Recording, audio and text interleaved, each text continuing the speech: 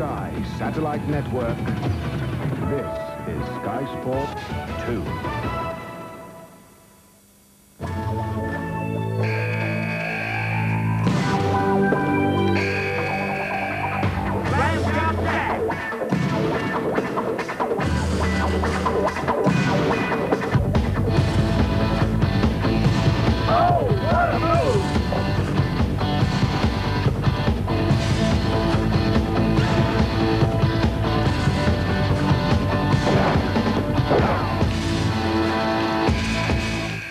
The 1994 World Champs visit the United Center for the first time ever, and we're live from Chicago. Last season was a dream for the Houston Rockets, a record 15 wins in a row to start, and an historic finish with their first ever NBA title. But to create a dynasty, it takes teamwork and dedication. The Rockets, who have hit a dry spell of late and lost 3 of their last 4, must work harder to repeat the ultimate triumph in the NBA. Even the nearly invincible Hakeem Olajuwon is starting to feel the strain. And don't talk to Chicago coach Phil Jackson about strain. The Bulls, who only just survived Jordan's retirement last year, can barely remember the heady days of 3 titles in a row. Scottie Pippen's latest plea for a trade last week sparked off a 4-game losing streak. So both teams could use some good fortune tonight. It's the Bulls and the Rockets live from the Windy City. Next. This should be a good one. So big welcome to all you NBA fans to our first live game of the 94-95 season. Joining me today and helping us through the next couple of hours is Martin Hinland. We'll be relying on his expert analysis during the program. So a big game for both teams, who seem to have their fair share of turmoil at the moment. Right now, the Bulls are 4th in the Central Division, 5.5 behind the Charlotte Hornets, with a mediocre 500 record. It's the first time they've been this far back for many seasons. Things are not as bad for the Rockets, but they could be better. As a result of their poor performance recently, they are 4 games behind the Utah Jazz, who are red hot at the moment. My guest today will be Martin Hinland. The number 100 seems to have a big significance for the Houston Rockets. Certainly does. It ends up to a situation where they're predictable. When they score over 100 points, they win. When they don't score over 100 points, they lose. It's simple as that. They're 20-1. When they score over 100 points. So we need a big scoring, an inside-outside game from the Rockets. Now, this year, they're the champions. How is it, as far as defending yourself week in, week out, game in, game out, when you're hunted by the opponents? How do you have to prepare for that? Well, obviously, there's certain extra added pressure on you. It's not that difficult to reach the top of the tree. Climbing up there is no problem. But once you get there and you become the champion, then, to prove yourself, it's difficult to stay up on top, and everybody's gunning for you. So what you have to do is you have to take each game as a business-like situation. You walk on the court. It is my job to win the game tonight, and don't care about who's champion or not. You forget that. You focus on winning and let the other team focus on emotions. Is it emotionally draining for them throughout the season, for the champion? It can be if you allow it to get to you. It's typical of teams or people that get to the top and don't remain at the top. They obviously get emotionally involved. You can be emotionally involved once you're the champion. It's everybody else's job to knock you down. So if you get your emotions get in the way, there's no way you can get up and down. Especially an 82-game schedule, it just wouldn't happen. So what the Houston Rockets are doing, hopefully, in Rudy Tomjanovich's eyes, is just staying focused on winning basketball games. All right, let's look at some coaches' tips for today's game. For the Chicago Bulls, rebounded the 9th leading rebounding team in the NBA. They must keep that up. They have to get consistency from Harper. $4.5 million per year contract, averaging 7 points a game is not good enough, and from Will Perdue.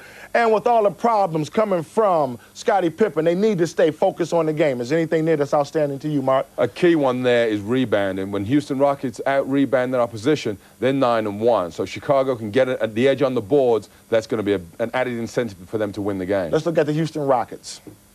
And for the Rockets, they have to look to run. They need to score the easy baskets. Last game that we saw them, they were too much of the half-court offense, and they need a big game from Hakeem that's offensively rebounding and scoring, and defensively blocking shots, making steals. And they have to stay positive. They lost 3 out of their last 4. They must come back with a serious championship positive attitude. Anything there outstanding to you, Mark? Personally, I just like to see a big game from Hakeem, because when he rolls, it's just nice to watch the best player in the league at the moment doing his stuff. So we have Hakeem against Scottie Pippen. Should be a great basketball game. Let's look at the starting fives. And the starting fives for the Chicago Bulls, Ron Harper and Armstrong are the guards. Will Perdue is the forward. Tony Kukoc and Pippen are the forwards. Maxwell and Smith are the guards. Olajuwon is the center. Robert Horry and Thorpe are the forwards. Martin Hinland, the game today is on the court of the Chicago Bulls. Who do you like in this game? Who do you predict as a winner? Well, I think that Houston are coming out of a slump. Okay, they lost 3. They won the last game of the night. They've seen some little turmoil at their club. They're on the way up. I think they're going to do well tonight. And I think Chicago are really in a rut now. You say it's the home of the Chicago Bulls.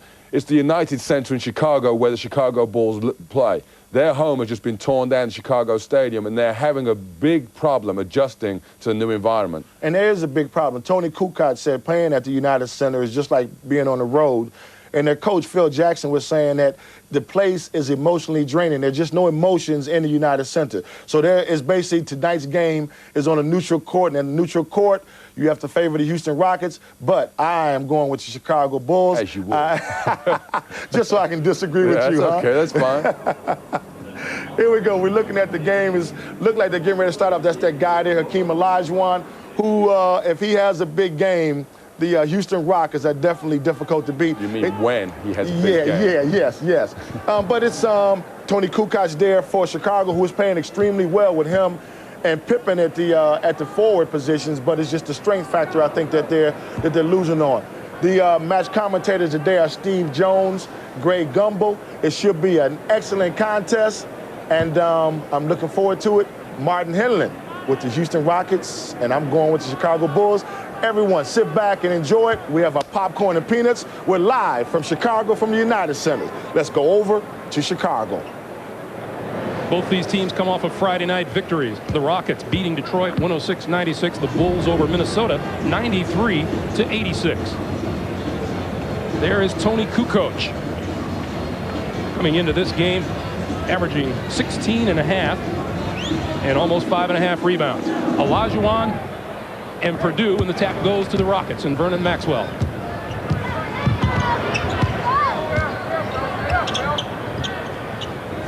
The Rockets like to start by establishing Olajuwon, and they did a good job of keeping him away from the ball.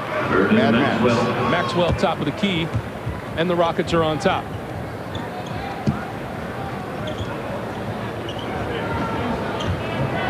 Well, Scottie Pippen. Everything starts and finishes with the Bulls as far as he's concerned. Well, the Bulls are so dedicated to that triangle offense, it gets them in trouble. Here's an example of it, and that turns the Rockets loose. Horry, back to Smith. So the Rockets 2 for 2 from the floor, a 4-point lead. You'll watch, they'll come down and they'll establish the triple post on either side of the floor, and they try to get something out of it before they do anything at the offensive end. They're generally working against the shot clock. It's now down to 9 seconds. Kukoc, three-pointer on the way.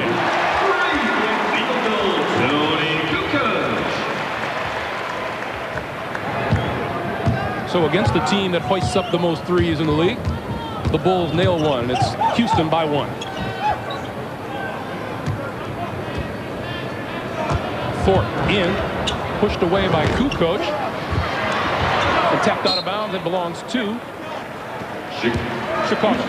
Kukoc, tough matchup for him because Otis Thorpe is a physical, punishing inside player, and Kukoc is really a finesse guy. If the Bulls are to play well today, they have to make shots from the outside. Armstrong for 2 more.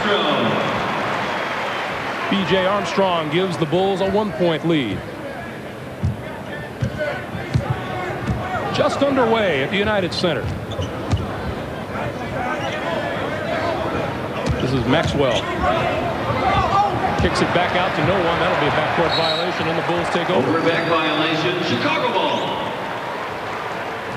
I think we could classify Vernon Maxwell as on the unpredictable side at times. That's a vile statement, but he's a very explosive offensive player. He's had some of the more dramatic quarters for the Houston Rockets, and he's been a savior at the buzzer for them as well. So even though he's unpredictable, he's a valuable member of the team. Pippen's drive. Perdue couldn't handle the pass, and it's out of bounds to the Rockets.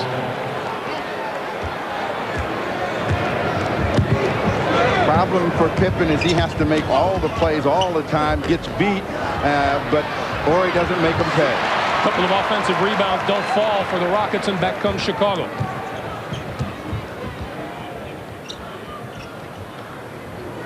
Ron Harper, wearing number 9, is a guy that all Chicago fans are hoping will get off the mark very soon. Armstrong inside, has to kick it back. Purdue. Glass won't fall. Otis Thorpe with the rebound. It should be the difference. One team is going to have an inside game and be able to get to the basket. Maxwell does there, and the other is primarily going to be out on the outside. The Chicago Bulls, because they run so much of their offense out of the triple post, end up out on the perimeter. Maxwell is very quick off the dribble. Probably should try to do more of that in the open court. A little flip and a chance for a three-point play, but he is very, very quick off the dribble, but he likes that three-point shot. Harper draws the foul on the reach-in, turns into a three-point play, and a 7-5 Houston lead with 9:05 to play here in the first. Harper, good pass down low. Purdue can't grab that one. And the crowd is already saying, Will, either take off the mask or get out of the game, but you got to catch the ball. He's right at the basket. 2 attempts have gone away. That mask he's wearing, the result of a broken nose. He was elbowed by Tony Massenberg of the Clippers back on November the 22nd. Tony Kukoc is first, the team's second. Kukoc with his first personal. Chicago off to a smart start in terms of percentage, but shots on goal, that goes to the Houston Rockets. They got control of the scoreboard. So if the Rockets have to do that to win, they will. Turnover. Harper's double team results in the turnover, and here comes Kukoc.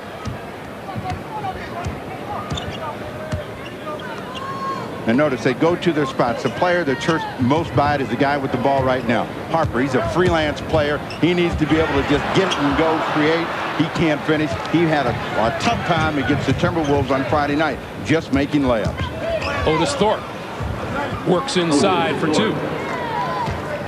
And it's a 9-5 Rockets lead. Talking about Ron Harper and his problems as Pippen finds a free lane to the basket, couldn't get it to fall. And Olajuwon has the loose ball.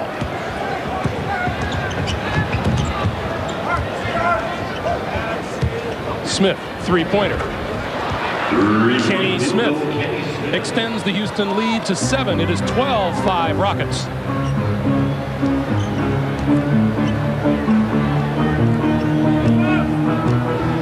And now Scottie Pippen to Harper.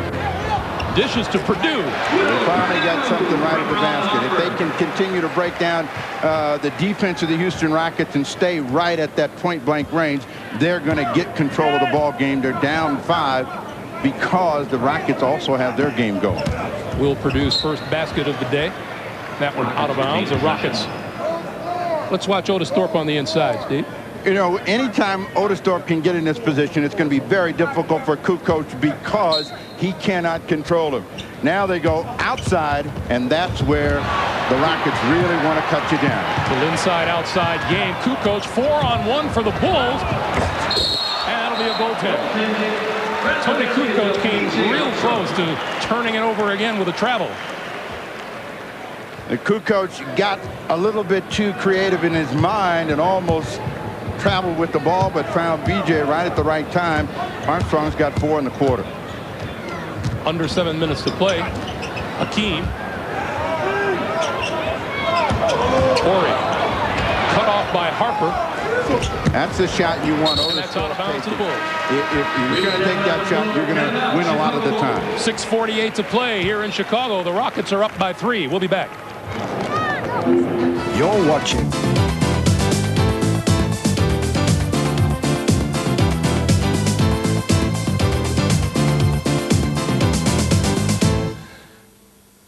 The point guards in this game are Armstrong and Kenny Smith. It's the NBA. The game is live from Chicago. We're back to the United Center.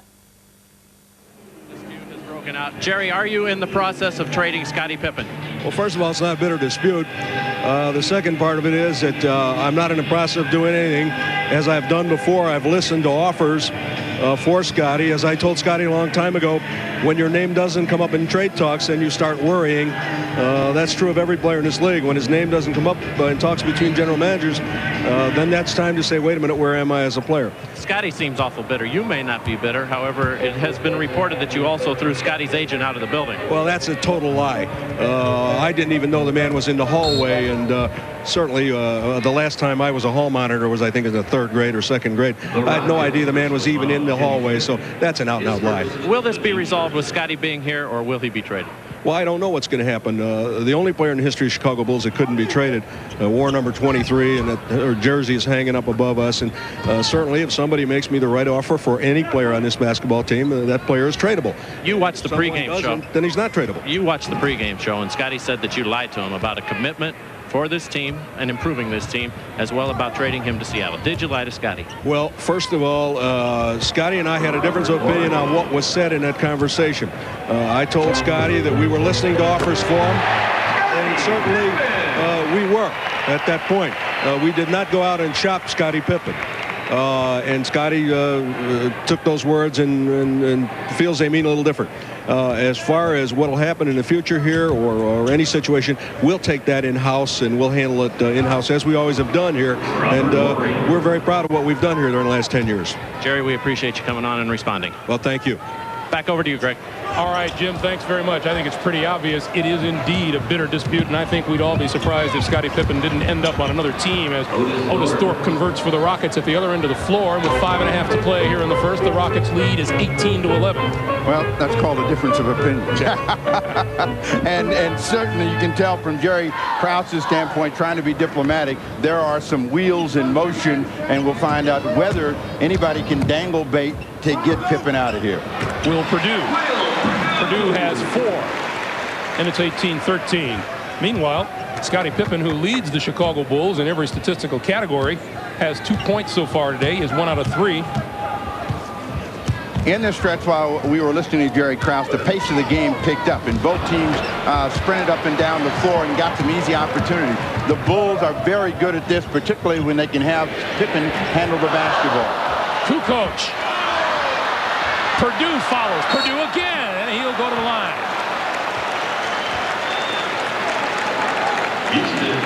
The pace has picked up, and the Bulls have become more aggressive at the offensive end. They've done a better job of reacting to missed shots off the glass. Purdue, who's always been a good offensive rebounder, stays after 3 times and finally gets a call against Olajuwon, but he's got to be able to finish some of those opportunities close.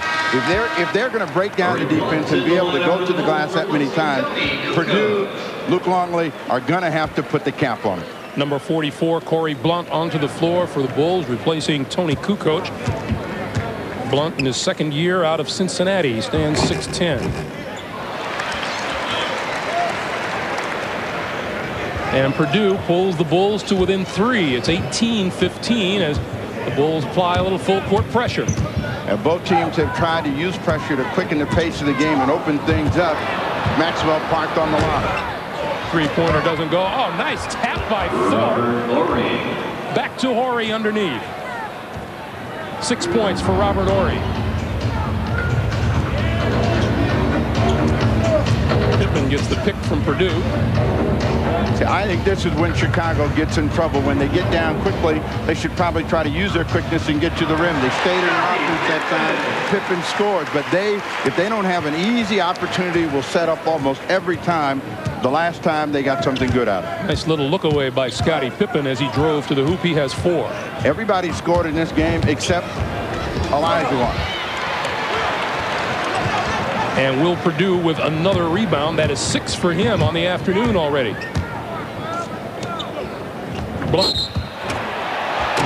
And referee Hugh Evans says that somebody got a foot on it, and it'll be Chicago's ball out of bounds.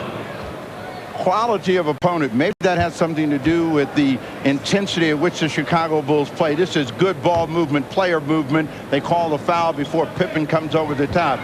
They played a great game against Orlando, New York, and then they come and just sleepwalk through, barely get by. There's Ron Harper with his first basket of the afternoon.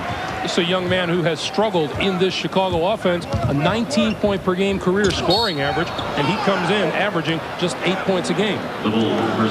Most of the time when players move, there is an adjustment for them, but this is not only a personnel adjustment, but style adjustment.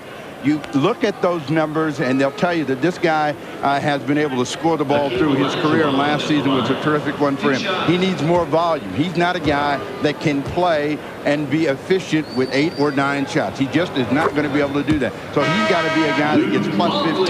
They haven't done that for him. Hakeem on the board with his first point of the afternoon, and Luke Longley comes off the Chicago bench to spell Will Perdue, who has had a terrific first couple of minutes of this game. Olajuwon now with 2 points and 4 rebounds. And we have 3:20 to play here in the first. The Rockets lead at 22-19.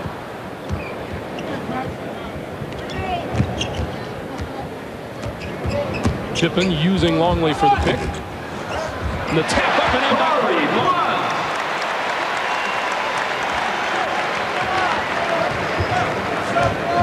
22-21 Rockets. Rudy says we need to talk about this. The reason they want to have a conversation, they are not boxing out. Too many second chances, and Rudy will have a lot to say. You're watching Sky Sports.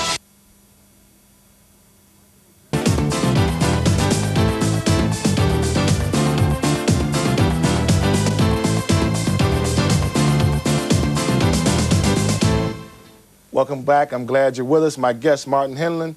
First quarter thoughts. So far, you got Houston with an inside-outside game working. Critical to notice, though, Hakeem Olajuwon hasn't scored yet, and they're scoring a lot of points. So watch out Chicago once it gets hot. And if I'm looking at it from Chicago point of view, I am pretty happy with Houston is shooting extremely well from the outside, and the Bulls are still in the game. It's a 1-point game, 22-21. Pippen really hasn't got it going yet, and neither has Kukoc, who they had to take out the game pretty early. Can Kukoc stay with Otis Thorpe down there under the basket? He can guard Otis Thorpe down under the basket, but on the flip side, of course, Otis Thorpe can't really stay with Kukoc outside. Now, what you've got a situation here is that Houston have scouted Kukoc well. You've seen that Otis Thorpe is getting right up on Tony Kukoc to take his three-point shot away, and also taking his left hand away from him because he's extremely left-handed, and forced him to go to his right hand. You had a chance to play against Kukoc with the Olympic team with Great Britain in the European Cup competitions. How has his game improved over the years? The main thing is the maturity. I remember playing against him when he was in 1988, when he was a fresh-faced teenager playing for Yugoslavia, and he came out second half and dropped 25 points on us. It was just talent. Now he's matured, he's got 3 European championships underneath his belt, and he's one of the premier players, young players in the NBA. Hakeem Olajuwon, let's go back to Chicago for our announcers. Harper had that one taken away, and we'll see how the Rockets continue to attack. If they get up quickly and push the ball inside, outside, good things usually happen. That was an air ball by Horry. Horry's 3 coming up way short, under 2.5 to play. Pippen for 3. Scottie Pippen has 7. And the Bulls and the Rockets are tied at 24 with 2:15 to play for the quarter. Now that's the best time to shoot a three-point field goal in transition. The defense usually is relaxed, worried about getting the cheap shot. Blunt coming around his man to knock it out of bounds. Shot clock is at 12. And now Mario Elie comes off the Houston bench. Horry is a player that you really have to kind of stroke. He's got marvelous athleticism and can be a very effective offensive player. They get a hand check against Scottie Pippen. Scottie's kind of surprised. About a year ago, that would not have been called a foul. Any hand check, and you put your hands on him, they're calling it right away. Pippen surprised, Phil Jackson surprised, saying that's an awful cheap call, but that's what the players have to deal with now. Maxwell fighting the double team. And it's ruled a Houston ball. Good pressure by the Chicago Bulls. If you're going to trap, the best place to trap is down in the corner. Maxwell doesn't have any avenues to throw the ball. Gets a piece of Ron Harper, who is out of bounds. Shot clock down to 8. Out of the corner, three-pointer comes up short. And Longley with the rebound.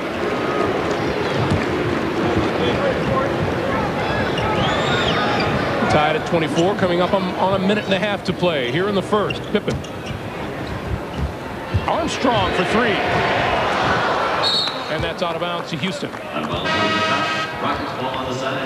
And now Rudy T will go to his bench again. Number 10, Sam Cassell. And number 7, Carl Herrera into the lineup. Rudy Tomjanovich has a solid 8-man rotation that he constantly goes to. All of the players are very comfortable with it, so you don't see heads drop when players come out of the ball game. Sam Cassell provides him a different kind of leadership than Kenny Smith, and usually will finish the game depending on who is hot at the time. Pete Myers is on the bench. He's off the bench for Chicago. Olajuwon.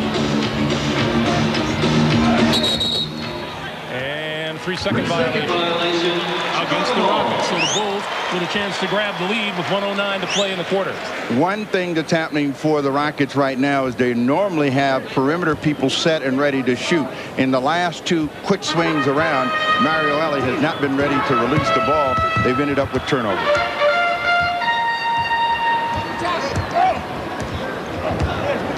Armstrong finds himself free. And the Bulls lead it 26-24.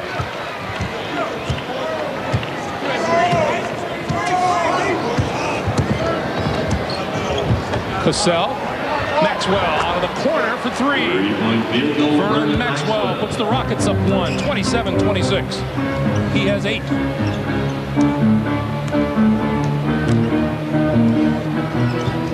Longley trying to set up the cutting Pippen, and that's out of bounds to the Bulls. Pippen telling Longley, let me clear. He never got a chance to clear on that pass, but that was a play that was really a staple for Scottie Pippen getting to the rim. The league has taken that away. They don't get that slashing drive from Pippen out of the triple post offense. Olajuwon steal. Hakeem Olajuwon, number 8 in the league in steals, just got one there, and we have 20 seconds to play here in the first quarter. Rockets with the ball in a 1-point lead. Maxwell on the run. Followed by Hakeem, thought he was fouled, and here come the Bulls with one last chance before the quarter ends. No shot clock. Blunt off the baseline down. And at the buzzer, Cassell is way long. Competitive first quarter. Scottie Pippen with 7 points and a steal. The NBA on NBC continues. The Rockets leading the Chicago Bulls. Trailing it now 28-27. Chicago will be back with the second period in a moment. First quarter, 7 points, 1 steal. So he's on target. If he can keep that production up, then things look decently for the Chicago Bulls. Scottie comes up, but also the thing with Chicago is he has to have a supporting cast. Scottie Pippen has proven this year, as a great team player that he is, that team won't win unless he gets the backup. He needs Kukoc to score, and B.J. Armstrong has got to put some points on the board as well for them. Yeah, B.J. has been very inconsistent this year. That guard position has been very inconsistent, with Harper averaging 7 points a game, 8 points a game coming over. I mean, a $4.5 million per year signing, averaging 7, 8 points a game is just not going to do it. This year, out of the 36 games they've played, he's only had 2 games where he scored over 20 points. That's not good enough. It's even worse when you think he's making more now than Michael Jordan ever made playing basketball. Hey, he's sticking them up there. Let's have a look at the Otis Thorpe Kukoc matchup to see what we have there. Here now on the Otis Thorpe Tony Kukoc matchup, here we have Thorpe and Kukoc right there in that position there. The ball will go down to the corner there. We can run it. Run it down. Ball goes down to the corner. Now watch it. When it goes into Thorpe, Kukoc doesn't have his knees bent. He's just standing straight up, and it's too much power there by Otis Thorpe. Defensive help was kind of slow coming down there for Kukoc, but I think what they're going to have to do in that situation, the Chicago Bulls are going to have to bring somebody quickly to help him out like they help out the other centers with Hakeem. Yeah, it's excellent game preparation by Houston. They're going to Otis Thorpe in the post-up quickly. Yep. You notice that they get the ball down the break and they throw it into him, and he makes a quick move before a double team gets a chance to get there. I think it was a long-term offense. If you see that 10, 15 seconds of the offense, I think Thorpe might just kick it back out. They're trying to take advantage of Hou Chi quick.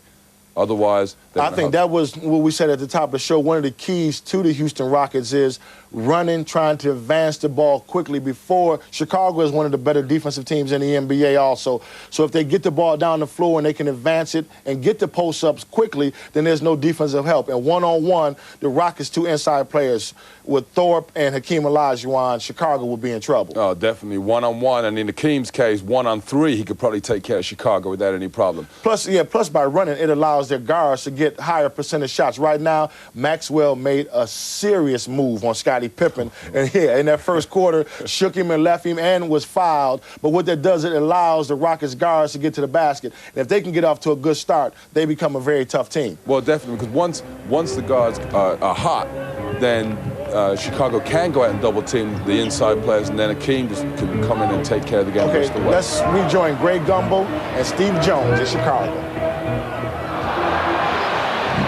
Saves it for Longley. Myers, Kukoc. Now, this is the guy that really has to step up for this unit, Kukoc. He's got to make plays for other people, otherwise they struggle.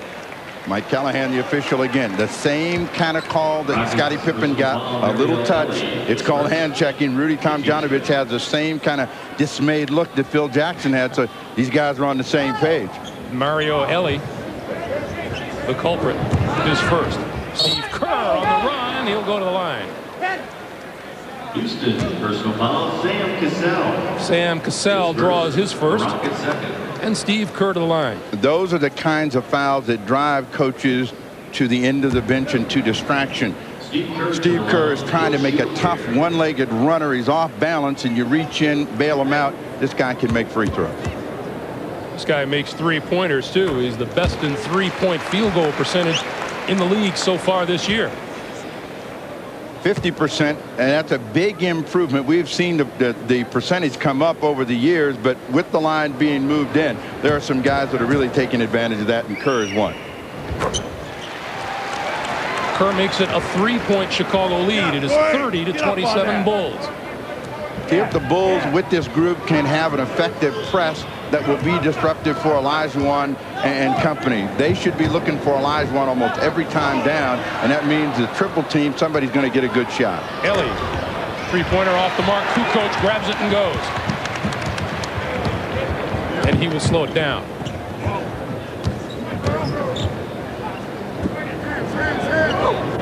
Kukoc has got a mismatch. He wanted the ball on the other side, but they stay with Blunt.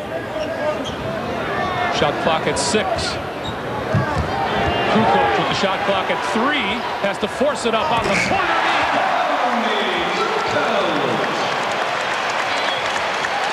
Kukoc has 5, and the Bulls lead by 5. Minute and a half into the second period, and Houston hasn't scored yet in the quarter. There's another hand check out front. Corey Blunt. Corey Blunt. Elie had great pressure and did everything right, and it was just a big-time shot by Kukoc, who's been their last-second guy. We remember the finals against the Chicago Bulls and the New York Knicks. He's the guy that saved them and kept it going.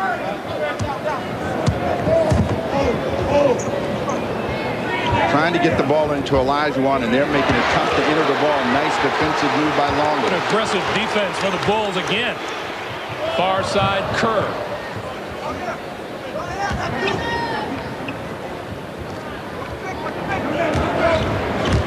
Myers to Kerr. Back come the Rockets. Cassell leading the way, 3-on-1. Elie's first 2 of the day, first 2 for the Rockets this quarter, and it's 32-29.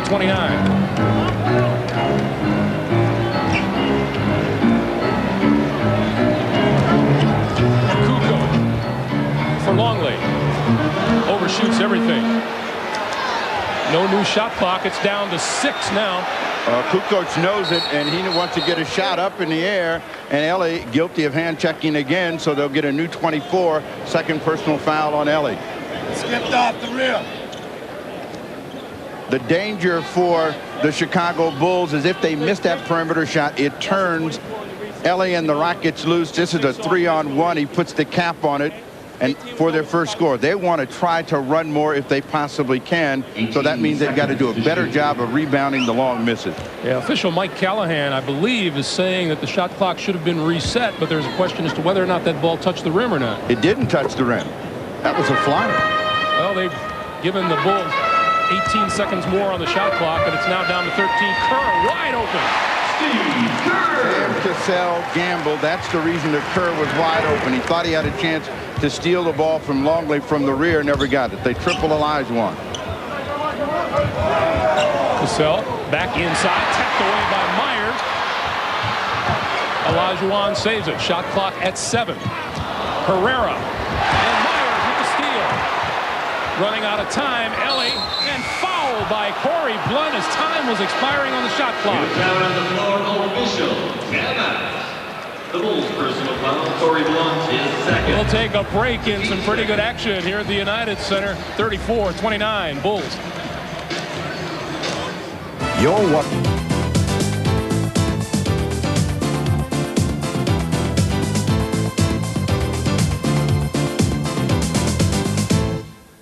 And Vernon Maxwell is a shooting guard. You're watching the NBA on Sky Sports. The game is live from Chicago. It's the Chicago Bulls against the Houston Rockets. The Bulls are leading the Rockets 34-29. It's an excellent game from the United Center in Chicago. We can join our match commentators, Greg Gumbel and Steve Jones.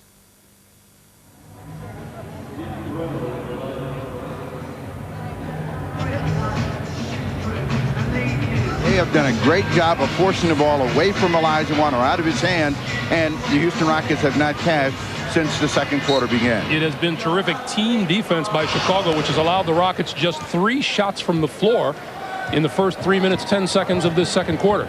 Trying to get the ball to Olajuwon. They finally get him. Myers fouls. That was a wise decision because that was going to result in a throwdown. That's the first on Pete Myers.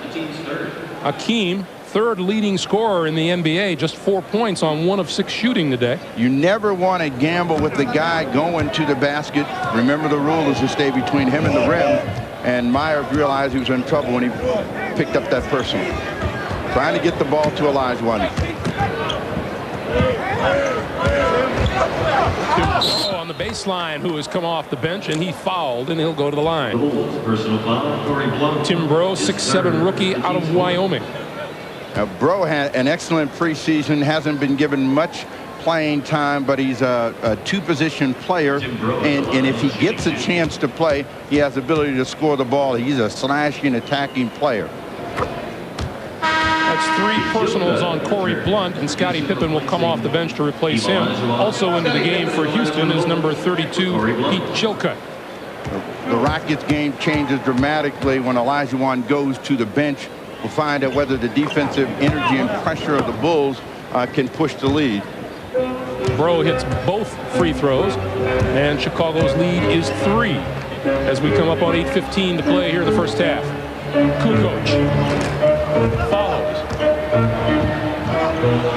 And he got a timeout on the way. He did get a timeout on the way out.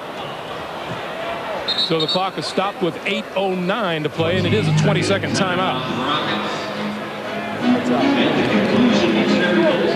And Phil Jackson's complaint is he didn't have control of the basketball, but Rudy Tomjanovich happy with the 20 and possession, now trying to get his team ready at both ends of the floor. The one breakdown that they've had at the defensive end, too many second opportunities. They have not really done a good job of making the Chicago Bulls a one-shot team with that long-distance shot. If you're Rudy Tomjanovich, do you say, hey, I'm happy that I'm as close as I am without my big guy really being involved? Well, in one sense you say yes, in another, maybe they would have control of the game even though Olajuwon hasn't, because it's been the second opportunity in a lot of instances that have bailed the Chicago Bulls out. Hakeem sits and watches as his teammates inbound, trailing by 3.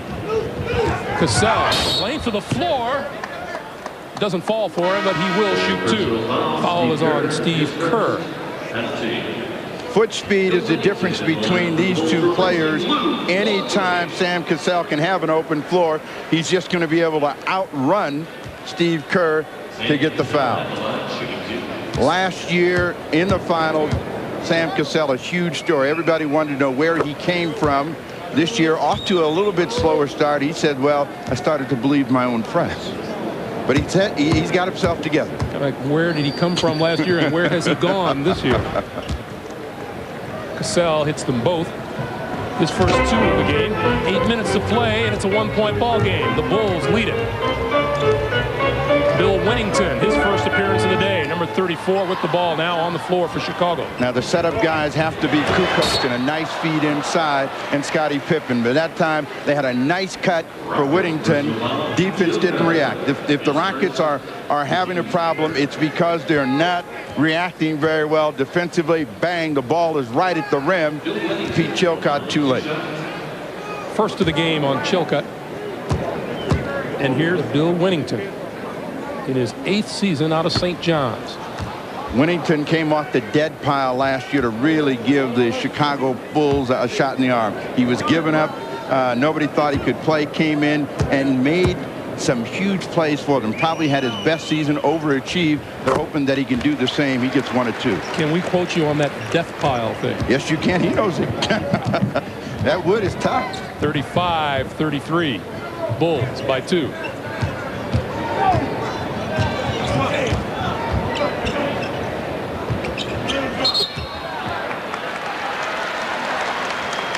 Whistle on the near side.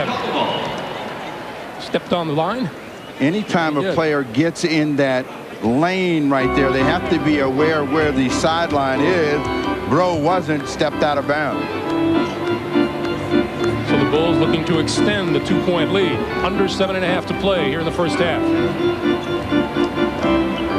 Kerr on the baseline, set up Winnington. Batted away by Chilcott.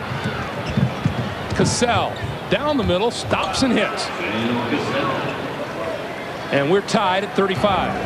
The group that's out on the floor for the Houston Rockets is better in transition than they are in a half court, and we'll see if they can continue to make some turnovers and get into an open court situation. Not a starter on the floor. It's Pete Myers drives the lane, and he and Ellie collide.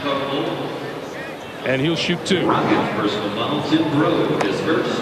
It's a good thing this is one of those non-contact sports, huh? 6:51 to play in the first half. The Bulls 35, the Rockets 35. Pretty action game so far. We looked at, they had a comparison of Sam Cassell's from last year in the playoffs, which he was definitely a big surprise.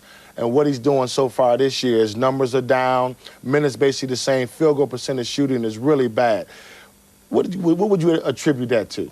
Well, the key there was the quote that Steve Jones said was that Sam said that he started to believe his own press clippings. The press can make or break you. There's often talk of the pat on the back. Whenever you're doing well, everyone's there patting you on the back and saying, great job, great job. But then when things go bad, they're the same people with the knives in your back. So what you've got to do is not listen to them at all. I think Sam probably got in a situation where they said, oh, yes, Sam, you did great. You won the championship. You know, you backed up Akeem, did a great job.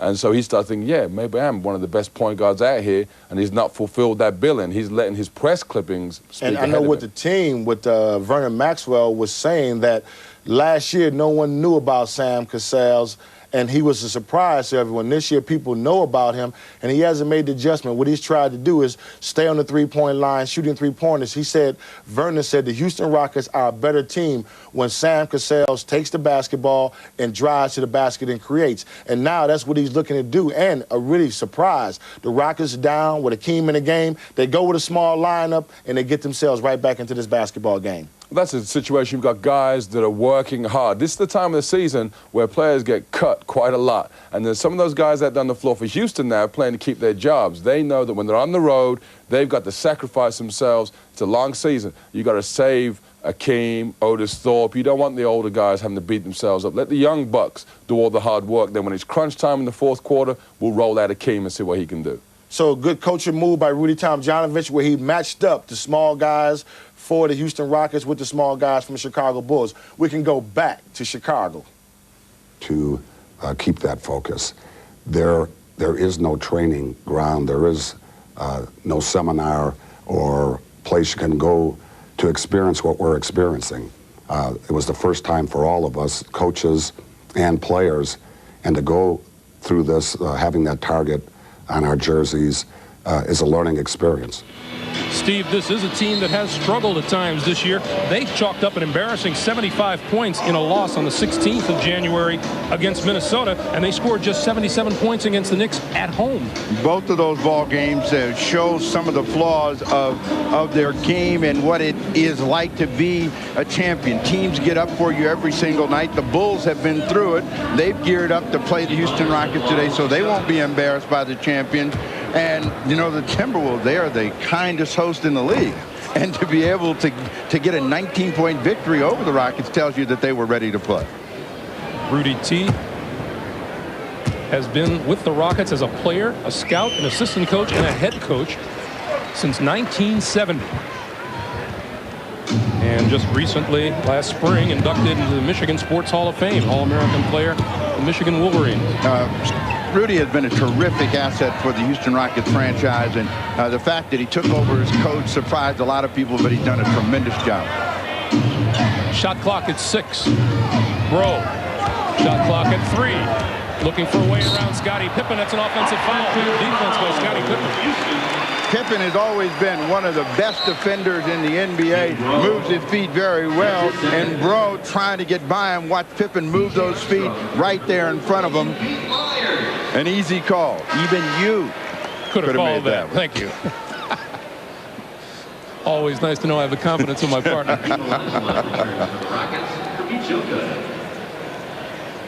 Turnovers just about even, so neither team really has been hurt a great deal. When they've turned the ball over and been able to run, they've both been able to get easy scoring opportunities. B.J. Armstrong back on the floor.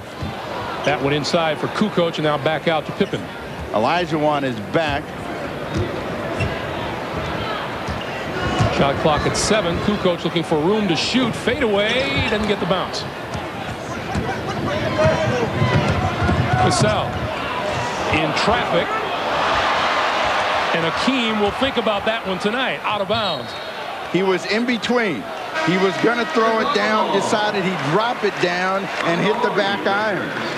Akeem is 1 out of 7 from the floor so far today. In this situation, you expect a throwdown, and right there at the last minute, he changed his mind. But 1 out of 7, you know that he's going to get more scoring opportunities. Almost a steal by Olajuwon, and it bounces off Whittington's leg. You've got to go meet the ball against Akeem Olajuwon. If you don't, he has too much quickness for most centers. He'll get around the side. He'll get his hands on it. Olajuwon, Herrera, Robert Horry, Sam Cassell, and Mario Elie on the floor now for the Rockets. Good defense from the Bulls. That's where Elie gets in trouble because he doesn't have in between game. He got himself up in the air, but he comes back and forces Armstrong to turn it over. Let's take a look at the Bulls as they've had a collapsing defense today. A good job by Kukoc to react. He knew that Elie had no place to go, got off of him, and was able to get back to tip the ball away. Oh, the shooting is frosty right now. Both teams only have a couple of field goals, and this is 6:30 in the quarter, so both teams have to figure out a better way to score the ball. Just 5 attempts. That's just the 6th attempt of the quarter by Houston, and it doesn't fall. 36-35, Chicago, 5:15 to play in the half. And you think that at the end of the first quarter, it was 28-27. It looked like it was going to be a high-scoring afternoon. Pippen. Drive off the glass. 38-35, 9 points for Scottie Pippen. Kukoc, illegal. As soon as he saw the Houston Rockets set up, he knew the ball was going into Olajuwon. He left his man, was stuck right in the middle of the key. So Elie hits the bench now. Maxwell joins Cassell in the Houston backcourt. Olajuwon, Otis Thorpe, and Horry up front. For Chicago, it's Wennington, Pippen, Kerr, Kukoc, and B.J. Armstrong. They post up Otis Thorpe, and he's charged with a foul. Crashed into or traveled. Like it.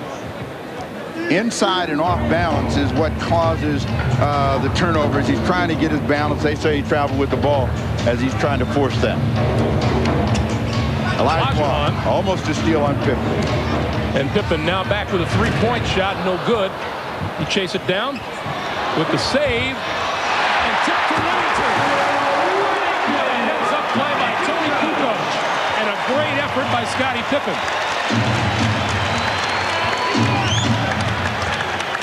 5-point Chicago lead. Olajuwon spins to the baseline. And Pippen all over that one. The Bulls are the more energized and aggressive team, and they've been able to make the hustle plays to get control of the scoreboard. They lead by 5.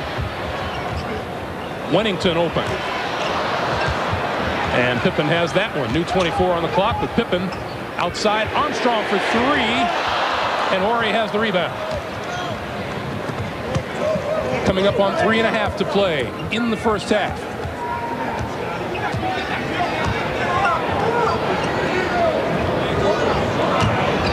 Horry on the drive, and he'll go to the line.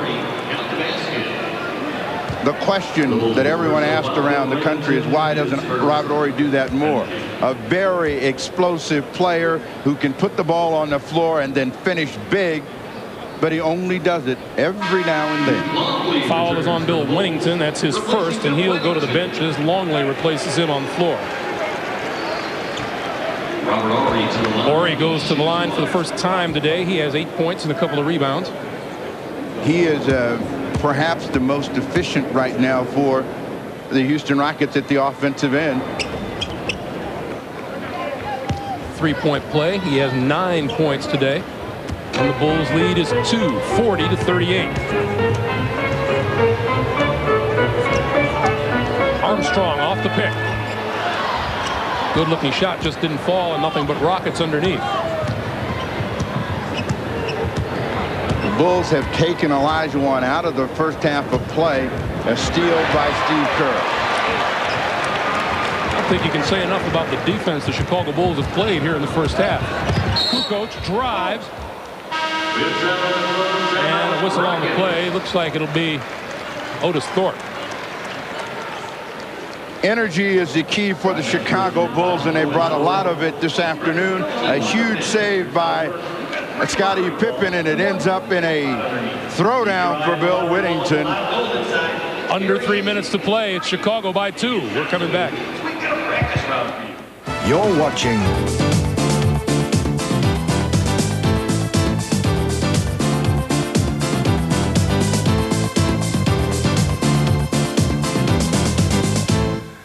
The Chicago Bulls are leading the Houston Rockets 40-38. With me, my guest, Martin Henlon.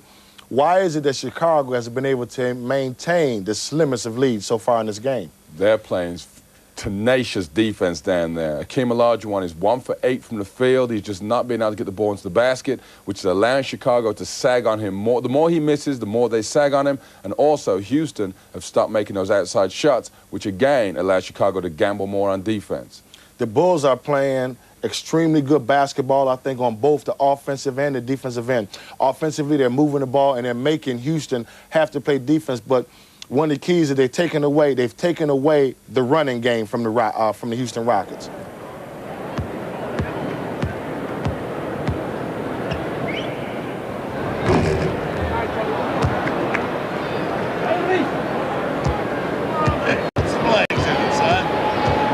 This team really has not been able to build a bigger lead. Kukoc gets 1 out of 2. He has 6 points today. And Chicago goes to the pressure. The way to beat pressure is to pass the basketball, and you always find big guys get stuck with the ball under pressure. Where was ball handling?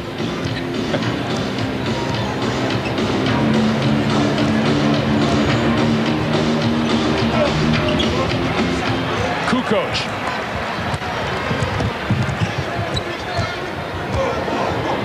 To Longley. Nice job by Hou Chi and Luke Longley.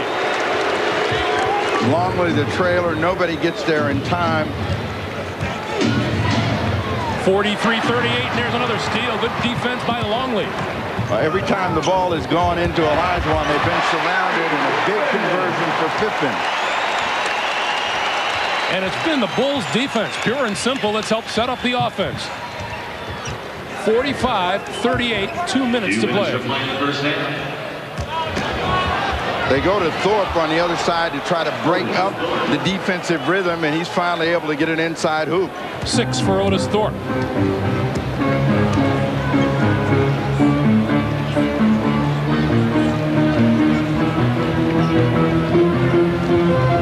Hou Chi.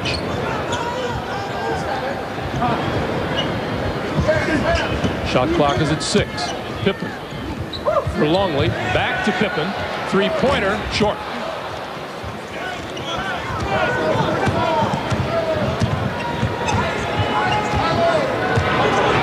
Hou Chi has done a good job of getting around in front of Otis Thorpe. Thorpe had him pinned. They're going to end up with a 3 seconds because nobody swung the ball.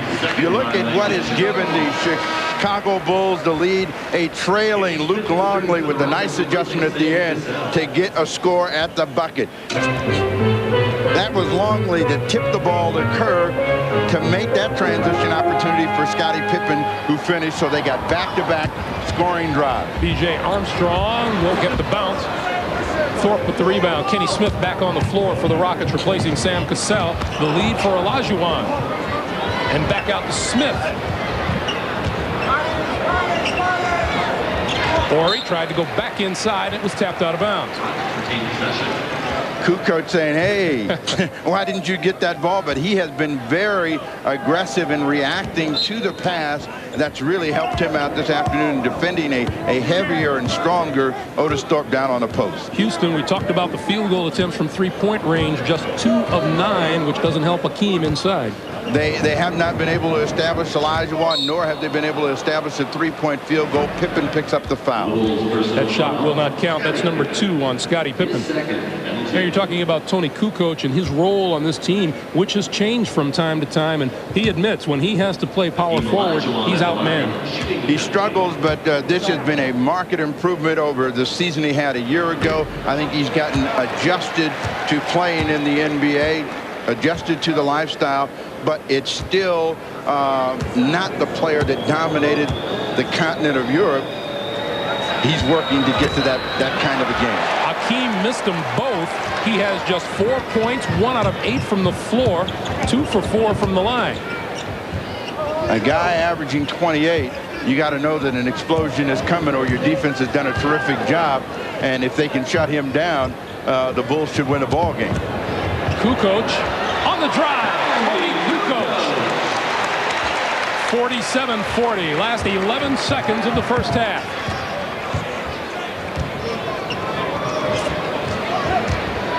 Olajuwon, fadeaway, doesn't go. He's 1 out of 9. Thorpe's follow, no good.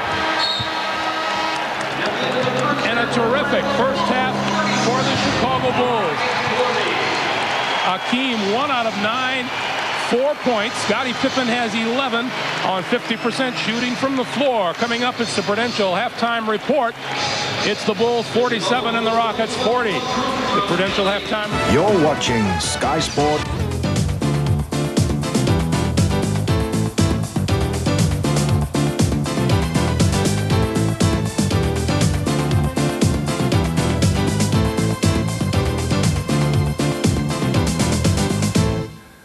Welcome back to the show. You're watching the NBA on Sky Sports, and we're at the halfway point between the Bulls and the Rockets, live from the United Center in Chicago. While we have a few spare moments at the halfway point, for those of you new to the game of basketball, here's a quick refresher of the rules. The only way a team is allowed to legally advance the ball up the court is via passing or dribbling.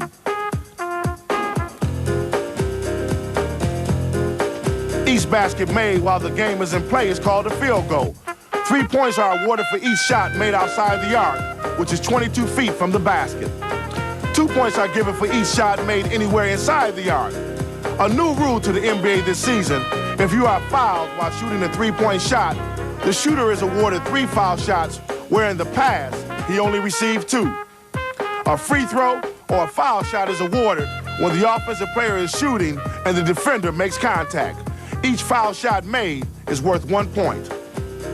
Each player is allowed to commit up to 6 fouls.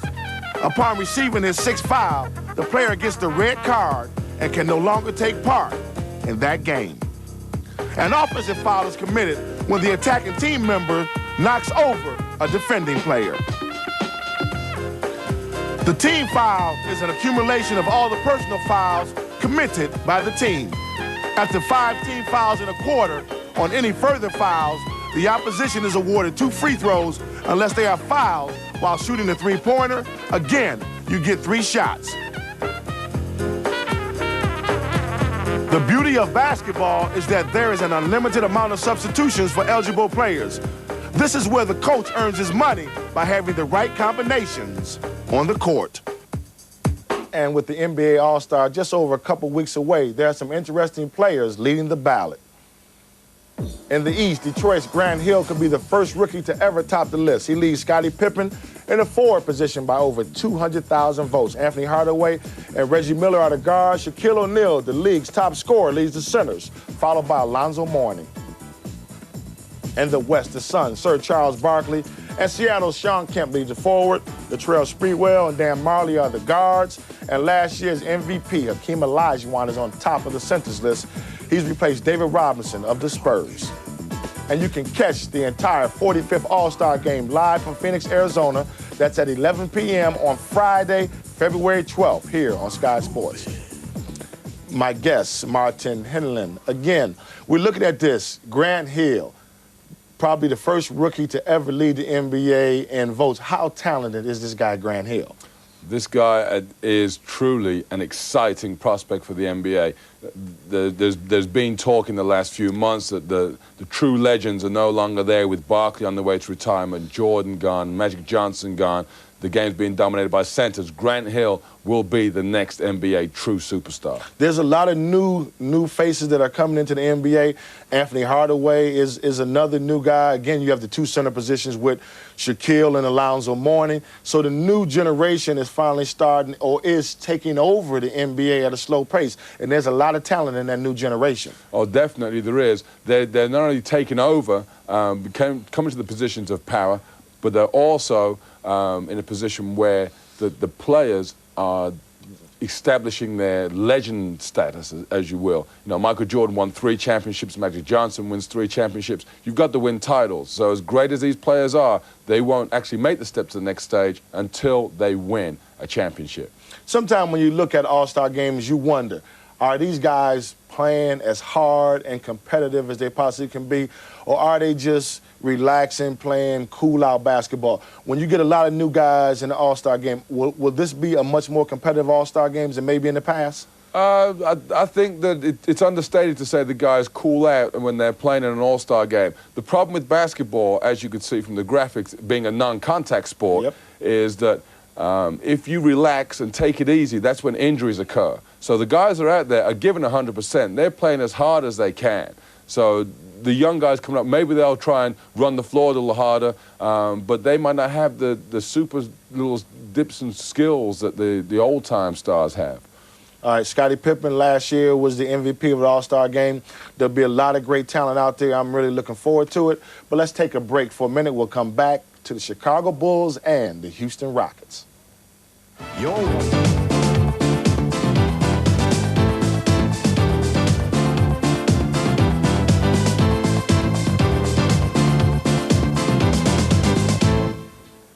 Welcome back to our live game between the Bulls and the Rockets from Chicago. Before we go back to the United Center, let's go to the telestrator for a few key plays. Here's a play here what the referee called goaltending. Now, if the ball touches the backboard, the defense nor the offensive people are allowed to touch it. Here we can run it. We can watch here. Hakeem Olajuwon.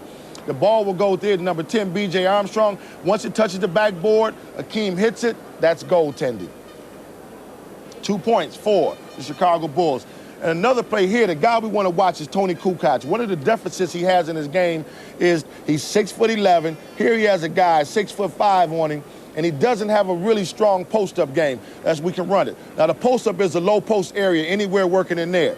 Now, watch Tony there, number 7. He'll come over, not as aggressive as he should be, working to get the basketball against a guy who is 6 inches smaller than him, who he could truly take advantage of. Now, the guy pushes him, Ellie pushes him all the way out, away from the basket. Tony decides to try to back him in. He's still struggling with the basketball. He shoots a fadeaway jump shot at 6'11" for the basket, but he can get closer than that at 6'11". And here is excellent team basketball. The ball starts over here. We'll see the ball movement here, here, here, and we'll have a cutter coming in. We'll pick it up and get a nice basket there. That's Myers with the basketball. He swings it out here to Winnington, number 54, who swings it over to Kerr. We have Tony Kukoc popping outside, and watch Bill Winnington making the cut. Kukoc puts a nice pass into him, lays it up. He's fouled, doesn't make the basket, but nice team basketball by the Chicago Bulls. Let's, Martin Henlon, the first half, good basketball. What does the Houston Rockets, what do they need to do to get back into this game? They need a spark. They're looking for a player to come in and get excited about playing the game. You've seen they've had some big dunks, and there's no excitement on the court of that team. That seems to be a real big key in the game of basketball, having somebody that comes in the game to motivate the team. It seems to make everybody realize, hey, we can do much better than what we're doing. Exactly. It's a case where if you are not playing particularly well, and you see somebody else out there who may not be a frontline player, it works especially for the starters.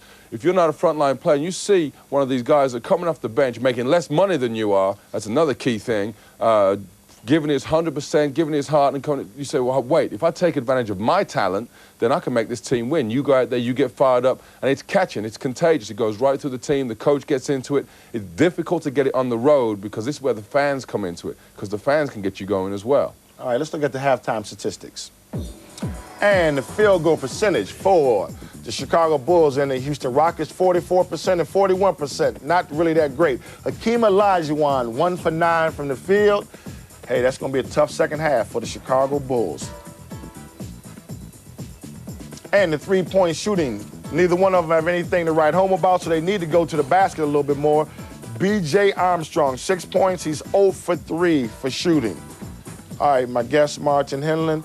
In the first quarter, in the first half, the Chicago Bulls, which I thought could have even had a bigger lead than what they have right now, is they've missed at least 8 to 10 layups in that first half. And I think that as you come to the end of the game, that's what's going to cost Chicago, is the easy basket opportunities that they didn't convert early on in the game. So at the end of the game, it will be close, and I was saying, man, if I'd have made that layup. And Houston, they're the world champions. They know how to win close games. I think they're going to come back and be able to take over. Why would you say you have a professional team, NBA guys, been playing basketball for umpteen amount of years?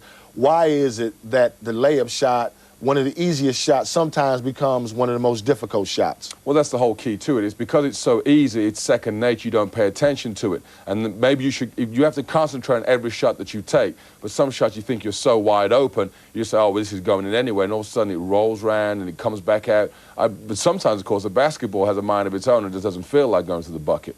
The Chicago Bulls, a very athletic team.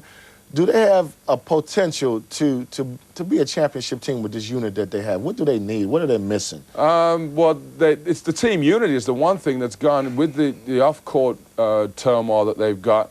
They've also had this transition to a new building. It's almost like they've accepted that they're not winning anymore. What they need is somebody that's going to come in and say, we are going to win basketball games. Make the decision that they're going out to win the game, and then things will get better for them. They are a team that's going to go into transition, and they're going to probably get worse before they get better. Both the Bulls, they beat Minnesota Timberwolves on Friday night. The Houston Rockets beat the Detroit Pistons. Both of them are coming back off wins, but up until then, they were both on 3-game losing streak for Houston, 4-game losing streak for Chicago. What do you need to have to come off that? Should Hakeem and Pippen say, I'm going to take him on my back and carry him, or does that become detrimental to a team? No, one player can't change the whole course of the season. What you have to remember, and what the players have to remember, is it's an 82-game season. They have to play. They're going to go through low periods. They have to play through it, come together, and collectively as a team find out what they're doing wrong, and look to come out with a couple of wins. You get it one win at a time. There's more pressure on Houston to win, though, because Utah is rolling in their division, and Houston has got to get on top. Tonight's game, is it an important game? Who is the most important for you? So you're saying it's the most important for the Houston Rockets. The Chicago Bulls are at home. They're saying that their fans, they really don't have the electricity in that place, but they have to do something to generate electricity. They were at one stage, they won 7, lost 7 at home. I mean, before last year, they lost very few games at home. So I think what they need to do is maybe get it together on their home court. Let's go back to Chicago and join Greg Gumbel and Steve Jones.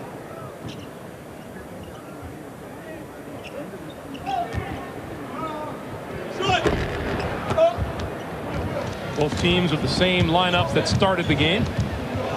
47-40 Chicago. They come to Otis Thorpe, who has good inside game himself. Olajuwon couldn't put the cap on it. Back come Scottie Pippen.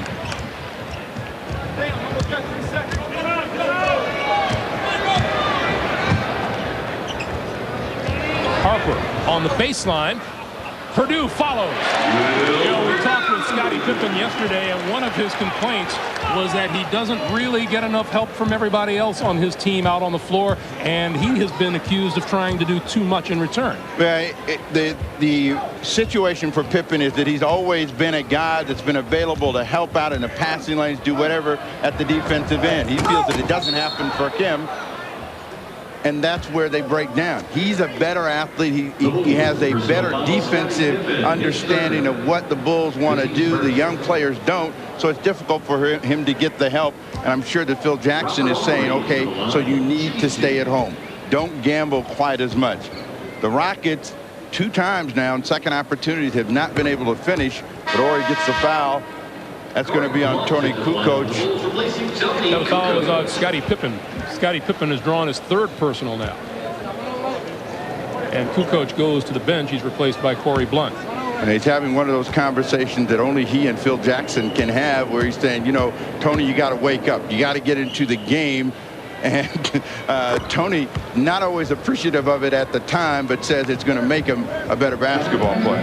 49-42 Bulls. Meanwhile, Akeem is now 1 of 11 from the floor. Pippen. And another big rebound by Will Purdue. And this has been the 3rd one of the first half. They don't get hurt by it. Blunt throws it away.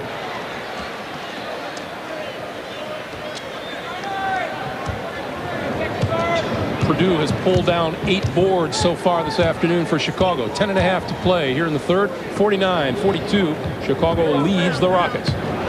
Otis Thorpe for Olajuwon. In and out. It's just not there for him so far. 1 out of 12 for Akeem. If he keeps getting looks like that, that ball's going to start going in for him. Most of his shots here in the first half have not been that clean. He's always had a hand in his face and shooting from a position he probably wasn't ready to. Olajuwon grabs the rebound there. He has missed his last 8 shots. Smith. And now Ori on the drive. So Ori skipped the 3-point attempt and took it inside for 2. It's 49-44. He has 13. Now, even though Ori's name has come up in trade rumors, the Rockets are happy with him, and Rudy's saying thank God for Robert Ori today because he has been their offensive savior. Armstrong. And Smith got a piece of it. That's out of bounds to the Bulls. Now that's an example where the Bulls really hurt because they don't have players that can make plays for themselves. Armstrong trying to beat Kenny Smith off the dribble, just can't get by him and has it blocked. Pippen in and out. Blunt follows. And Maxwell with the basketball.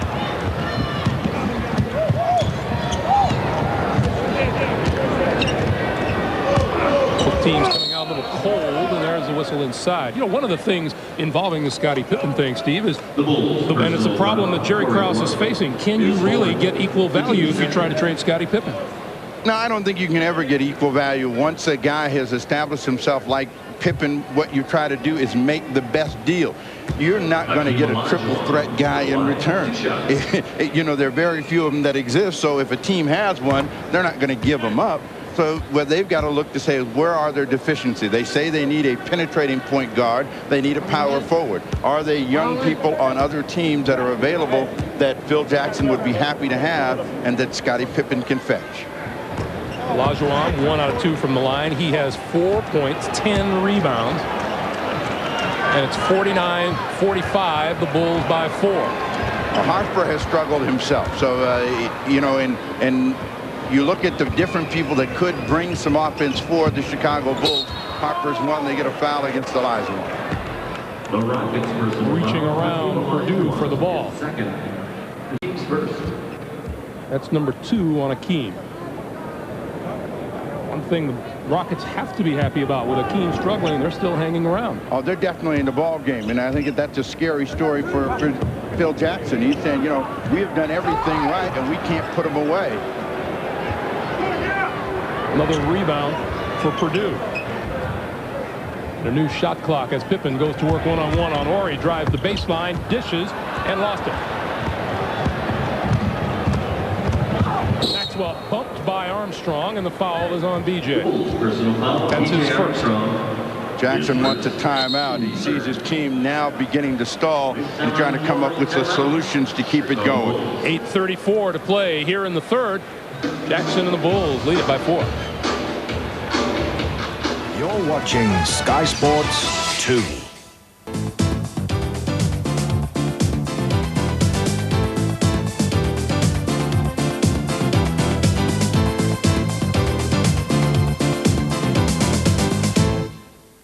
And we're live from Chicago, Illinois, watching a good game with the Chicago Bulls and the Houston Rockets. Let's return back to the United Center in Chicago for the third quarter.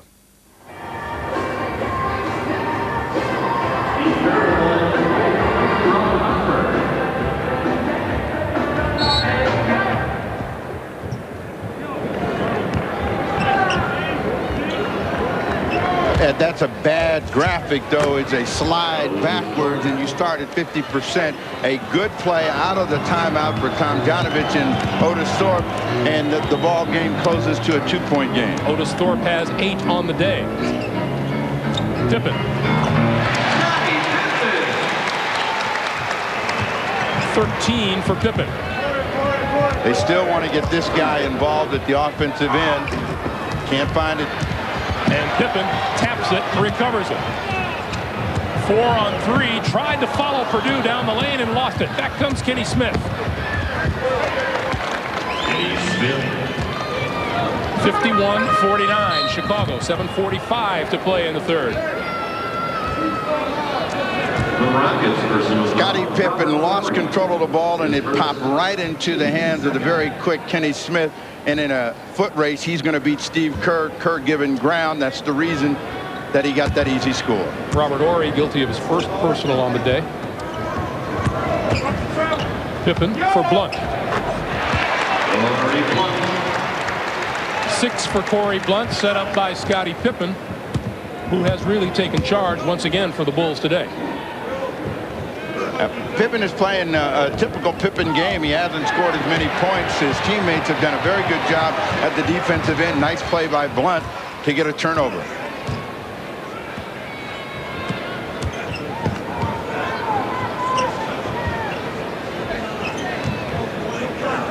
Pippen once again with the shot clock at 7. Looking for a foul, doesn't get it. Purdue over Olajuwon. Will Purdue has 10. 55-49 Bulls.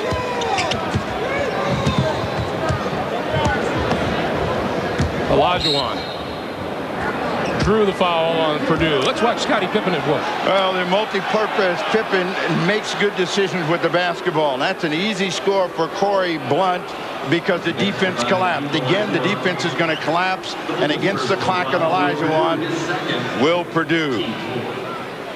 Scottie Pippen, the team leader in every single one of those stats that you see there. Meanwhile, on the floor, Olajuwon goes to the line, got the bucket, and Purdue fouled him. The crowd did not like that because they felt it was a late call on the continuation. But when you're struggling, you'll take anything, and Olajuwon finally gets a three-point play. 8 points for Olajuwon, 4 out of 8 from the line, 55-52, Bulls by 3. As bad as Olajuwon has been today, you still got to expect that he's going to explode for something before this game is over. Pippen turns on his man. A move by Scottie Pippen. Baseline. They gave it up, and Olajuwon couldn't get there in time. Pippen has 15. Horry for 3. Outside game hasn't been there for Houston so far today. B.J. Armstrong for 3, and the Bulls have found the net again.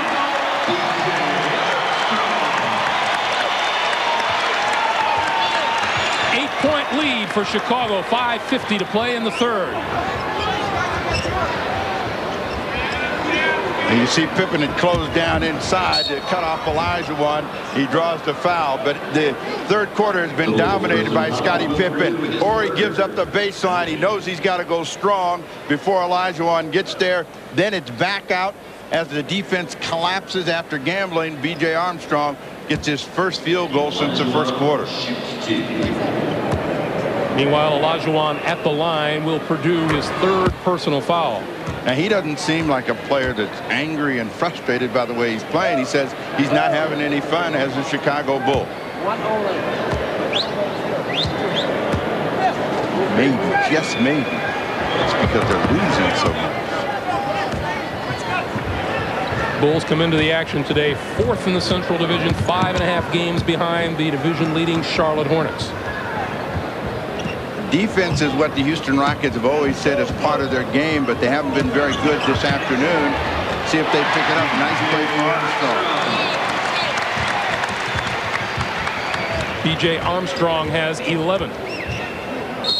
And this time Corey Blunt draws his 5th personal foul now against Otis Thorpe. As we remind you, coming up next here on NBC, the Dream Match.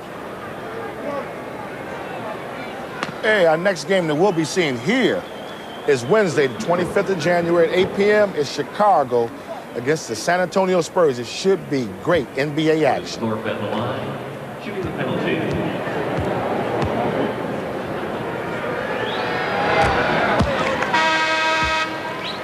And Corey Blunt will go to the bench with his 5th personal foul, and Tony Kukoc back to the floor for Chicago. Let's see if that little pep talk and a little sit fires up Kukoc and gets him involved here like Phil Jackson would like him to be. Thorpe gets both of the free throws. 10 for Otis Thorpe. 62-56 Bulls. As we come up on 5 minutes to play here in the third. A sign that a defense is struggling is when you see the ball and players getting to move wherever they want for the opposition, and the Bulls have been able to do that. Armstrong for 3. 14 for B.J. Armstrong. 65-56 Bulls. You can see how the three-point field goal can affect their scoreboard. You know, a three-point field goal and bang, they're up by 9. They try to feed Maxwell. So they just haven't been getting the ball entered very well, and they get an illegal defense against the Bulls. And Vernon Maxwell took a photographer out at the baseline. Defense Chicago Bulls. Their second violation of technical foul. Kenny Smith shoots the Illegal defense gives the ball to Houston. Second one, so Kenny Smith, who's always been a career 85-plus shooter, will shoot the technical.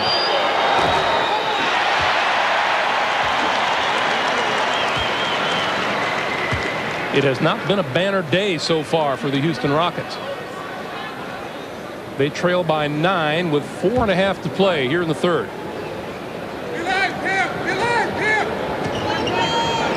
T trying to find a solution to that defense. Three-pointer by Smith. Pippen with a good position down low, and back he comes. And Horry guilty of the foul from behind.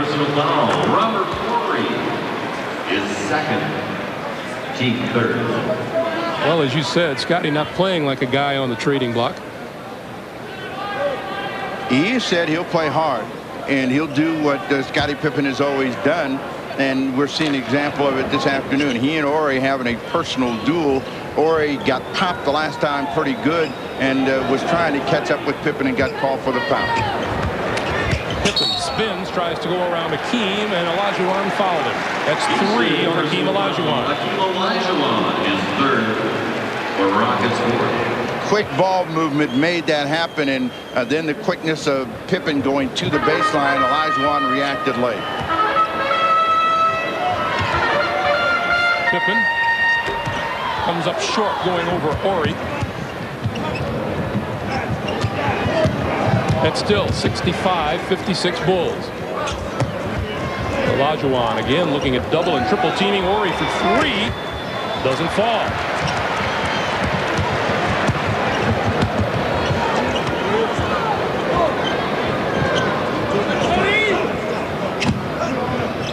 Steve Kerr has hit 8 of his last 10 3-point field goal attempts. Shot clock down to 5. They're looking for Armstrong. Nobody put their hands up to catch the ball. The ball went right over Purdue's head, and Rudy Tomjanovich wants another timeout. 3:26 to play here at the United Center. 65-56 Chicago. You're watching Sky Sports.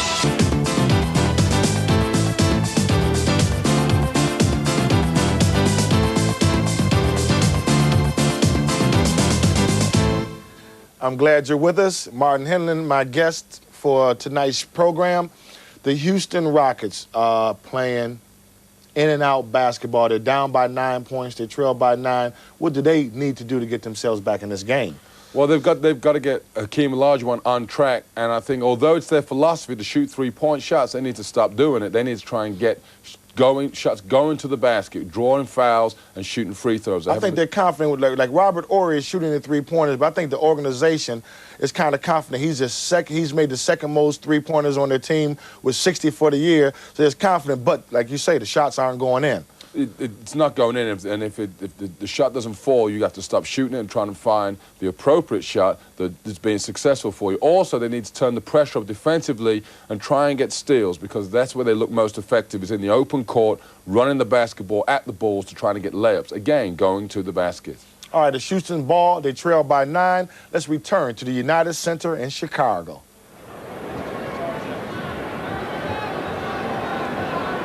Problem.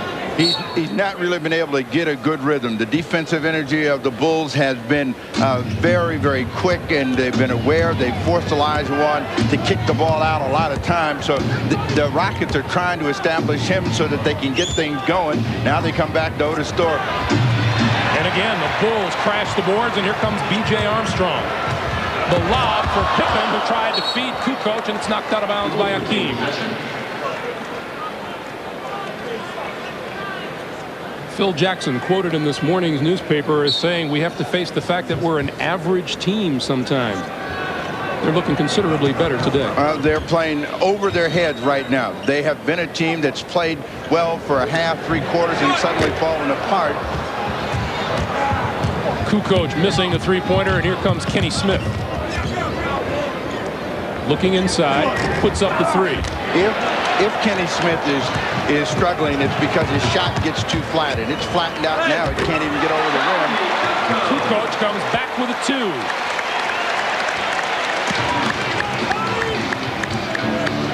Will Purdue has done an outstanding job for the Bulls on the boards today.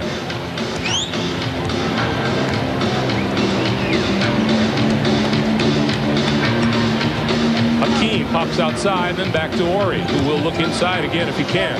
Now they're going against the clock. Spins with time running down, doesn't fall. And Kerr has it. Tied up by Otis Thorpe. Phil Jackson not a happy man with that call. Kerr got trapped underneath and had no place to go, but Steve Kerr in transition finds Kukoc, who really does a good job of guiding that ball in. Right down here, he's trapped in the strong arms of Otis Thorpe. Now the Bulls have to think gamble. Maxwell with the ball. 2 minutes to play in the quarter. Akeem finds himself one-on-one. Still won't fall for him from the floor, but he'll go to the line and shoot 2. That is 4 now on Will Perdue. And Luke Longley will come off the bench to replace him. The adjustment that Olajuwon is trying to make now is to make his move before the defense collapses. He thought he had that little jump hook going in as Otis Thorpe sits down. Luke Longley onto the floor for Will Perdue. Numbers, they have been gaudy for Olajuwon, and he's the only player ranked in the top 10 in all of those categories. And you go off today's performance and you'd say he's going to fall out fast, but the great ones, they recover very quickly. He's working his way up. He's got 8 in the quarter. A minute 50 to play in the third. 67-58 Bulls. Kukoc on the drive will go to the line. Mentioning the job that Will Perdue has done, who is now on the bench with 4 fouls. 10 points, 11 rebounds today for Perdue. A double-double, and it's a big bonus for Phil Jackson. Perdue, who's always been a good offensive rebounder, has done a good job at both ends of the floor and has been making the opportunity shot as an outlet. Kukoc with 11 points now. And 6 rebounds to go along with it.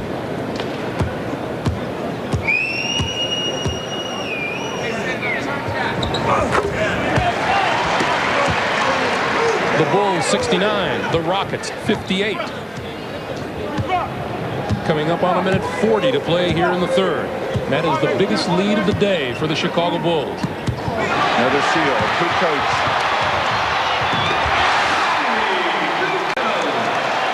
Tony Kukoc, 14 points. And that's just a question of wanting it more and being more aggressive to the ball. That's been the story for the Chicago Bulls as they collapse on Olajuwon. Maxwell. And the Rockets get a 3 for the first time in a long time. Maxwell has 11. If the Rockets are to get the job done now, they have to become the aggressors at the defensive end. They force a turnover. Maxwell for Olajuwon. Fade away. Kerr to Pippen on the run. Back to Kerr.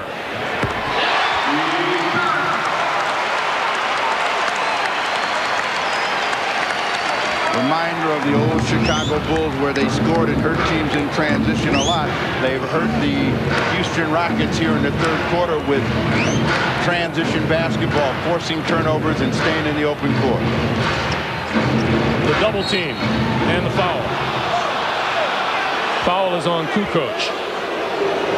Bulls personal foul, Steve Kerr, his first. Correction, his second penalty. That's number 2 on Steve Kerr. Kukoc thought it was him. It's Kerr. You know, there's another thing about these Bulls, as you pointed out yesterday. There was a time when they scored points in bunches, and that doesn't happen as often anymore for this team. No, they don't get those flurries where they just explode on their opponents. They have to grind it out almost every ball game. Today has been a varied example of that, but they have been a very energized basketball team, and the scoreboard shows it, but they've still got to do it for another 12 minutes, and if you're within 10 or 12 points in the NBA, you're in the game, and there's plenty of time left for the Houston Rockets. Olajuwon misses both. Missed them both.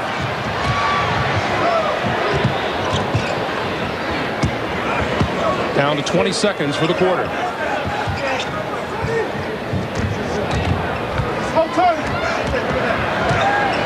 Shot clock is at 5. Kukoc down the lane, tapped out of bounds by Maxwell with 2 seconds on the shot clock and 7.2 for the quarter.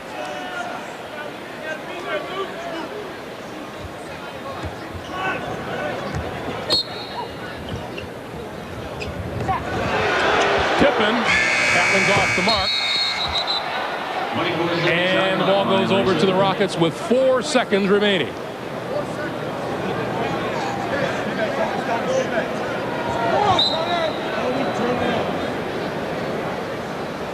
Reset the shot clock. It was a 2-second differential, and he got down to 4, so they're going to get a second plus back.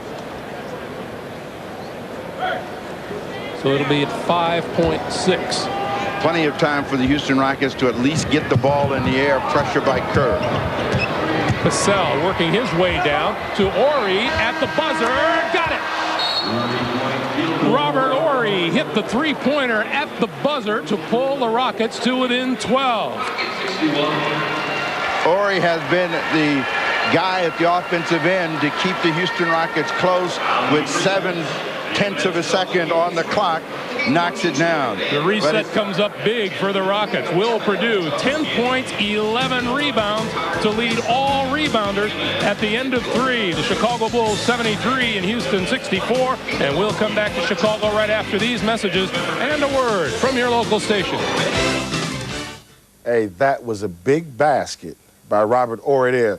Nothing's happening for the Houston Rocket team. A basket going into the fourth quarter. Big-time basket for that team. It could be the spark for them. The downside is, though, that Houston on the season, when they're loot down after 3 quarters, they've won 3 games and lost 11. So it doesn't look that good for them. That basket there may be the spark. They need that, some kind of shot somewhere to keep them going. Hey, Hakeem is really struggling today. My question on this is, when I've seen Hakeem play against the Robinsons, the Ewings, the O'Neills, he shows up. He has good basketball games. Would his attitude be coming into a game like today, I'm going up against Will Perdue, is, you know, the excitement value isn't there, and so, you know, when it's time for you to step on the court, you're trying to turn it on, and it's just not there? Well, to a certain extent, that may be the case, but I disagree to a large part. Don't forget, he averages 28 points a game. He doesn't play against O'Neal and Ewing and Robinson every night. Those nights he scores, it's not as if he scores 40 against them and then nothing against the Perdues and the Wenningtons. No, Hakeem shows up every night. What he's failing to do tonight is he's got to move, his favorite move, which is a spin dribble to the middle of the lane. It's not going for him. He needs to adjust and go with a different shot, something that's more aggressive going to the basket. The fadeaway is not working tonight. And I think the key word there is aggressive. When he's playing against those centers that I named, he plays aggressive basketball. And today he's just playing, he's real lackadaisical. Like you're saying, when I see him play against Patrick Ewing and the rest, Hakeem shows you a variety of moves. And today he seems to be stuck on that same record. Yeah, he raises his game to another level, I think. I agree with that. But the point has to be accepted that he's still going to score an awful lot of points no matter who he plays against. He's having an off day. I've seen Hakeem score points on some people that aren't as good as David Robinson. If I'm the Houston Rockets, do I continue to go to Hakeem, or do they look at the outside game to see if they can win this game and get back in here in the fourth quarter? They've got to get Hakeem going, but Hakeem's going to have to get some things going for himself. There's only so much help the team can give him. There's only so many plays that Rudy T can call his number on. He is not being the most productive player on the floor. The problem for Houston is, of course, nobody's being productive offensively for them. So the key for them is defense. They've got to pick it up, get up in Chicago's shirt, get right up close to close, and try and find a way to get the ball back. All right, let's get back to Chicago. Join our match commentators, Greg Gumbel and Steve Jones. Out of time. 5, 4.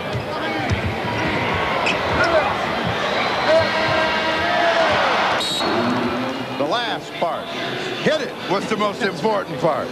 So they followed his instructions, and let's see if that gives them some momentum going into the fourth quarter of play. Both teams picked it up offensively. Sam Cassell directs the attack and usually finishes the game. We'll see if his game comes to life. Pretty good momentum for the Bulls, who hit 10 of their last 13 shots to end the quarter, and Robert Ori got hit in the face by Scottie Pippen.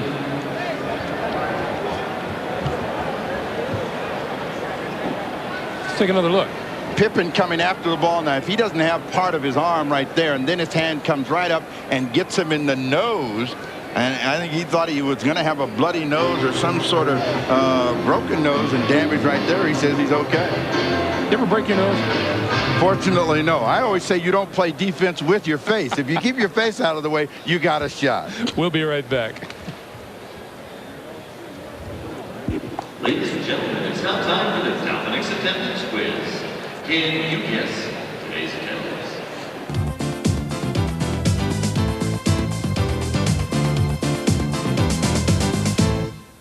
And in this game, Otis Thorpe is a power forward. My guest, Martin Henlin.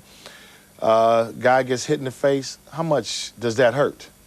That slap in the face that Robert Horry got, that hurts him a whole lot more being down by 10 points than if it was a tight game or they were up by 10 points, believe me. He's trying to get off the court. They're losing. He needs something to, you know. Something to get him and the Rockets back in the game. Well, that's an excuse. If they lose the game, say, yeah, man, we lost, but I got slapped in the face. If Scotty hadn't got me, I'd have gone to work. Yeah. They've talked about Tony Kukoc and saying that he is not as dominant of a player. I never thought he was going to be a dominant player in the NBA. Did you? I never thought he was, but then again, he was never truly a dominant player in Europe either. Okay, let's go back to Chicago, Illinois. Chicago ball.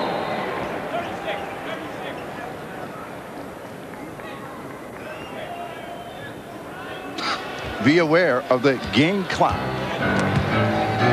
Still a struggle. Struggle indeed. 12 points on the day, just 2 for 16 from the floor. Scottie Pippen 7 out of 16 and a 15-point total. Now Luke Longley is more aggressive down in the post because he's got Pete Chilcott guarding him, wants to take advantage of that. Muscles his way inside, didn't fall for him though. Here comes Cassell.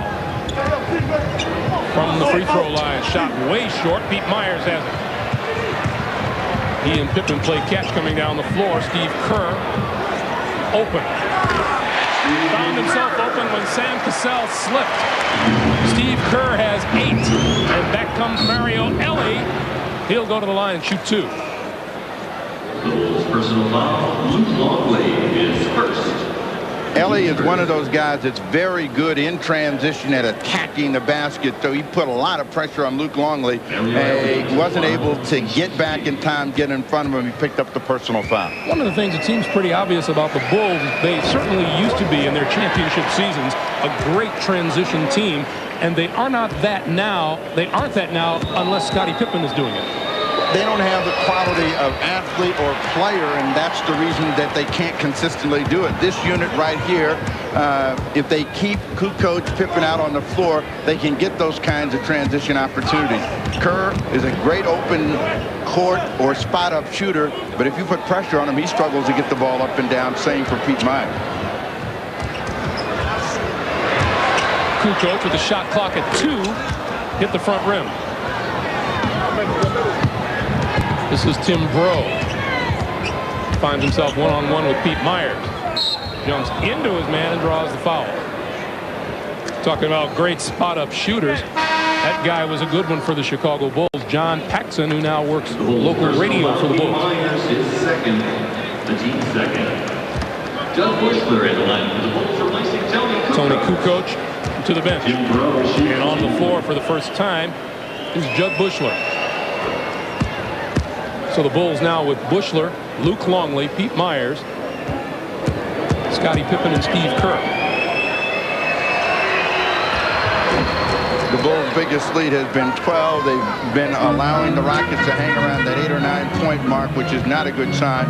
But as long as they have the lead, I know that Jackson feels much safer. This is not a team that plays very well from the rear. It's the Bulls 75, the Rockets 66. Longley with the short pop. Luke Longley has 4. Longley 7'2" out of New Mexico. The guy they use to get points inside is Herrera. They're trying to get him the ball. They collapse, so they end up with a tough shot from Chilcott. Here comes Pete Myers off the glass. Steve Kerr. That spot shot is in. 10 for Steve Kerr. 79-66 Bulls. Herrera open. Batted back out to Cassell, and Rudy Tomjanovich says slow it down.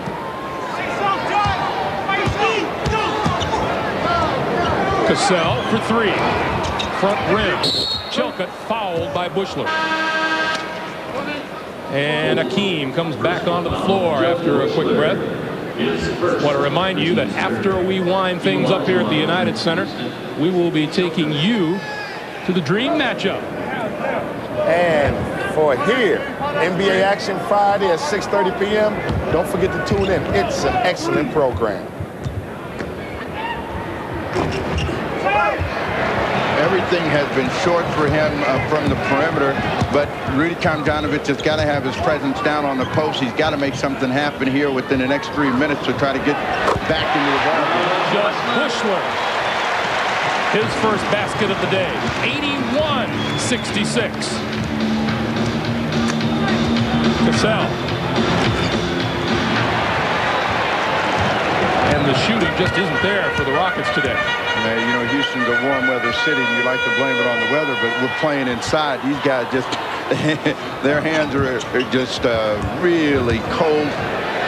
Steve Kerr for three.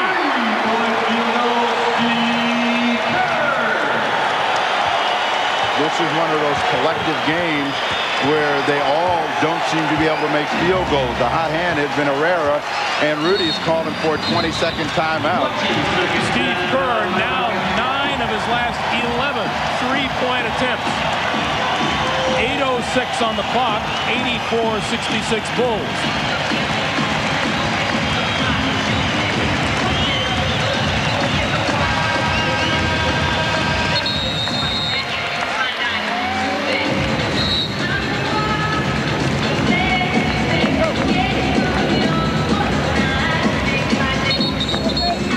Look at the NBA's best three-point shooter. Hot hand. That is what Steve Kerr has had this afternoon. But notice how much distance he's getting from the defense. The defenders are not around him. If he's going to have that kind of time and look at the basket, he's going to hurt you, and he's hurt them this afternoon, particularly here in the fourth quarter. We mentioned that the three-point field goal was Houston's game. It hasn't been there. Steve Kerr, 3 out of 3 here in the fourth quarter, and 13 points all told so far today. Kerr has been the story for pushing the league. There's 8 minutes to go. There's still time for the Rockets to get back in the ball game. They have to see this lead shrink to about 8 or 10 points by the 6-minute mark, which is certainly doable, but they've got to find an offensive formula that will get it done. And you know, Steve, Phil Jackson is sitting there probably asking himself, why can't I get this effort every time out, if not the same result?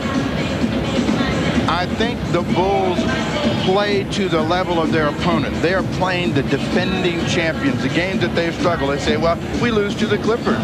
Then they dominate the Magic. And off the dominating effort, do the same thing to the Philadelphia 76ers, struggle against the T-Wolves. So this is a team that's not sure how to play every night because they don't have an identity.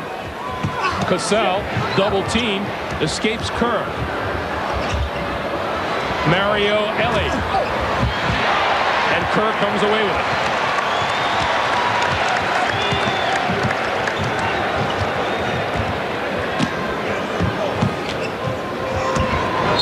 This is Myers. And the whistle out front. First part of the season for the Chicago Bulls. Through 38 games, take a look back in 92. He had 33 of them, and then 27 in 93. 27. And now just 19. They've gotten used to a lot of early winning and big-time winning, and so the fans are certainly concerned. Elijah Wan with a big-time block on Longley. Maxwell to Ori, who lost control, had nothing to do, comes back and makes the steal. And Herrera goes in on Longley for the basket. Now that was a fortunate hoop for them because Ori just got up in the air, had nowhere to go with the ball, was able to come back and make a play. That is Houston's first field goal of this quarter. We have 7:06 to play. Longley. And Ellie with the rebound. They've got to look to strike quickly. Ellie's the type of player that makes a quick push. Maxwell waddles. And another missed three-pointer by the Rockets. 4 on 3 for Chicago.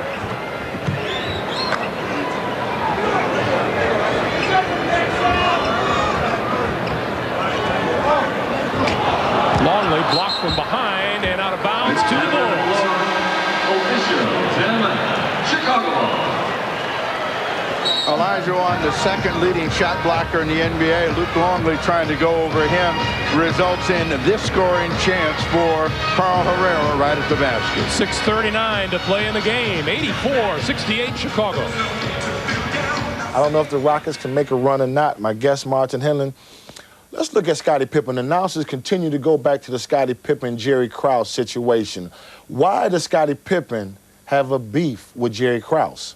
Well, Jerry Krause, who is the general manager, or in the '94 terminology, vice president of basketball operations, essentially what that means is he hires and fires players. He finds a new talent that they're going to pick up, he negotiates contracts with them, and he also determines the long-term picture. Now, Scottie Pippen was under the understanding that when his contract was renegotiated a few years ago, and when Michael Jordan left the Chicago Bulls, the route Chicago was going to take was going to be a certain direction. They were going to acquire certain players. Now, these certain players haven't been acquired, and so therefore he feels that Jerry Krause has lied to him to get him to solve his problems with Tony Kukoc and to get him to stick around Chicago. And what is completely different here, where the football coach, the manager, is the one that makes these decisions, where in America, the NBA head coach is not responsible for making personnel decisions, it's the general manager. One question would be then, if the gripe is between Scottie and Jerry Krause, why does Scottie go to the media? Well, obviously, he's been to Jerry Krause enough times and has come on deaf ears. Also, the owner's against him now as well, Jerry Reinsdorf, another Jerry, not to be confused, and he has spoken out against Scottie Pippen as well now. I think Scottie's probably very frustrated, and another key issue to that is they're also not winning. And then what is you know, when they were younger, Scottie Pippen is, when you have a problem, you go to mama, and now you go to the media, huh? Well, I guess. Yeah. It must be hiding behind the Chicago Tribune's dress string. But there's one thing about Scottie Pippen that no one has a complaint about. I'm sure in the organization and people that watch him when they come to see him play. Scottie Pippen shows up, and he comes, and he plays basketball. Let's go back to Chicago and watch and see what happens with Scottie Pippen. But he will come back onto the floor. They had enough time to stop the bleeding. Check out Scottie Pippen's problem. Here's Jim Gray. Jim.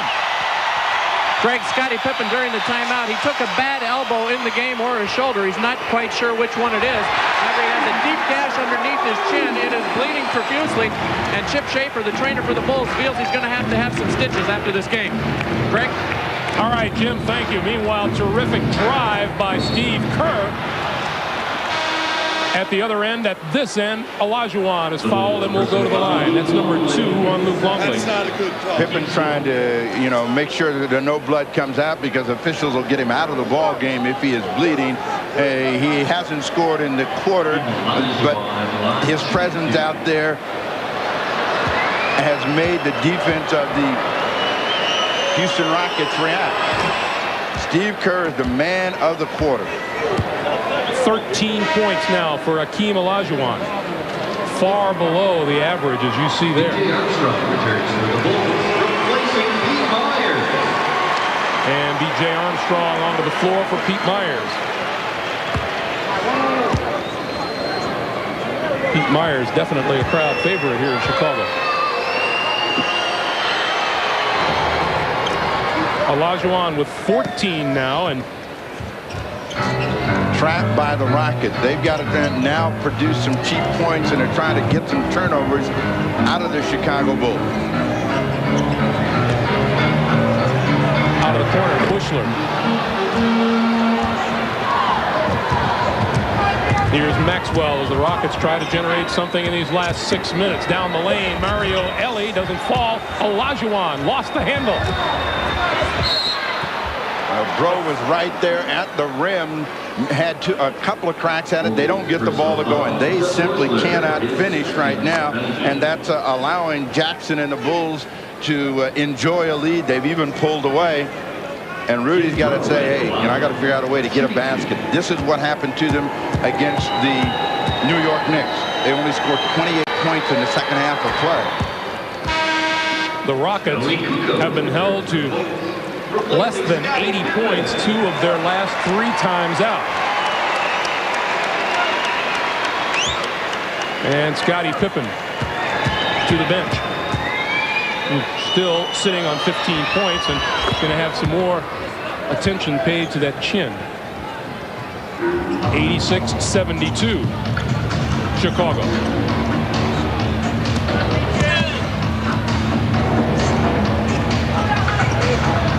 the Rockets applying pressure all over the court now. There's no one that can break anyone down off the dribble, so if they just keep the Chicago Bulls in front of them, they're going to see jump shots come up. Three-pointer Kerr, he had to hurry it at the buzzer.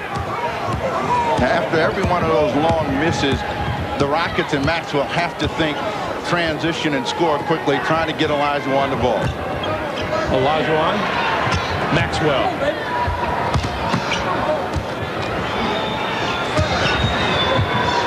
Ellie for three. Welcome sight to Rudy Tomjanovich and the Rockets.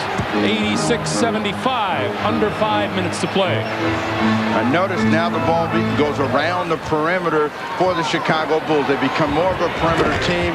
Now they're getting just one crack at it. Back comes Ellie looking for a trailer outside Ori for three.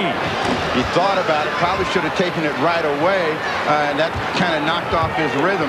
But these guys can get all the way to the basket now. Longley can block some shots, but he's slow. He hasn't been playing very much out of condition. Kerr to Longley, finds Kukoc. Nice call. Meanwhile, they are still attending to Scottie Pippen's chin on the Bulls bench. 88-75. Ellie off the baseline. Off-balance shot. Longley has it and threw it away. Bro inside, and the foul is called on Longley. The Chicago Bulls have done one thing very well this afternoon, and that's move the basketball, move people, and they've had them going in the direction of the basket. Kukoc is wide open. Olajuwon can't react in time, and they get the score. Pippen back out on the floor, Boosler down. And even though the Bulls have a 13-point lead, I don't think anybody in this building feels safe without Pippen sitting on the bench. Scottie Pippen with a fresh bandage on his chin. And Olajuwon can't keep it on. Now 15 for Olajuwon, 11 of them from the free throw line, and Pippen grabs a rebound.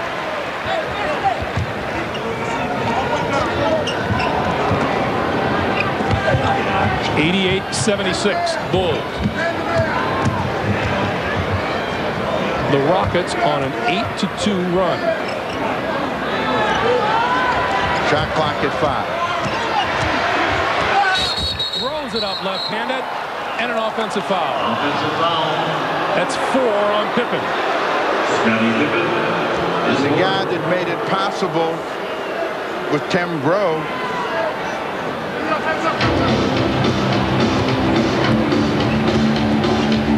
Bro down on the box now against B.J. Armstrong. Have the entire side to work on, and he gets it knocked away. Good play by Armstrong. And Kerr going to slow it down.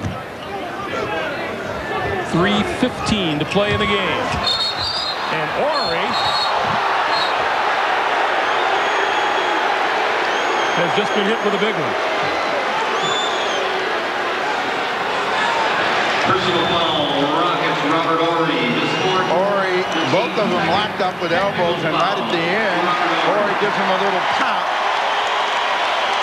Personal foul and a technical foul on Robert Ori. That's 4 personals. On the young man from the University of Alabama. Armstrong converts. 15 for B.J. Armstrong. The Bulls lead by 13, and they have the basketball.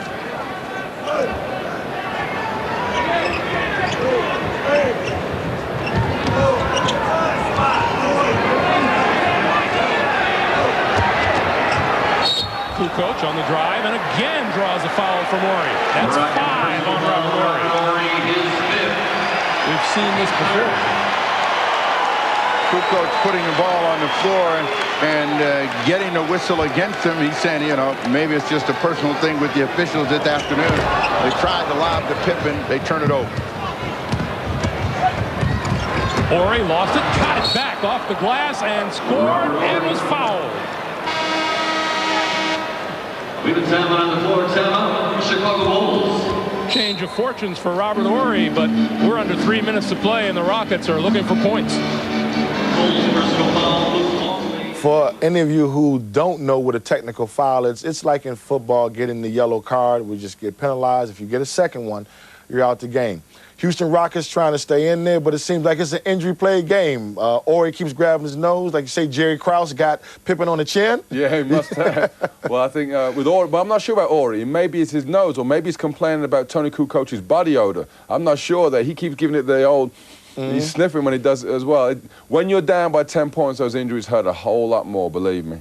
Now the Houston Rockets are coming up with a press, a 1-2-1-1 press. Chicago was doing a good job of spreading their top men and moving the basketball. What the problem is, though, Chicago is then getting the ball with 10 seconds to go, and they're not coming up with good shots in the last 10 seconds. They need to go to the basket, get fouled. Houston is in a situation where they have to foul. So they're breaking the press down great, and then they're settling for a jump shot. What they need to do is just somebody take the ball to the basket. Houston will foul them and put them to the foul line. I think, too, now, and when Chicago gets the ball, Longley is he's a positive and he's a negative. He's coming up with the ball, but then he's had too many crucial turnovers down the stretch here. But if I'm looking at Chicago and I'm Phil Jackson right now, I think I'm telling them, once we get the basketball, let's advance it down the floor as quickly as possible. If we have something open, let's do something, because I think they're out of sync right now. They're trying to get the game over with now. They feel that they've won the game, they've got a big enough lead, and they want it to finish as quickly as possible. And by dithering around on offense, which is what they're doing at the moment, it's giving Houston a glimpse of daylight. But the way Houston's playing, I think they could do nothing on offense for the next 10 minutes. Do they have the fight of a world champion in them? They don't have the fight of a world champion that's going to repeat in them. And I think they're also a team that knows. I know the fact that they don't win if they're down after the third quarter, and they certainly know it also. Hey, let's get back to the United Center in Chicago for the rest of this match. A noisy United Center with 2:55 to play. The Bulls 89 and the Rockets 78. Robert Horry with 5 personals. Corey Blunt with 5 for Chicago. Pippen has 4, as does Will Perdue. The Bulls come back with Pippen, Longley, Kerr, Tony Kukoc, and B.J. Armstrong. Horry has a chance to get to 20 if he can get this free throw to go in. After making what looked like was going to be a really bad play, he got the ball back, scored it.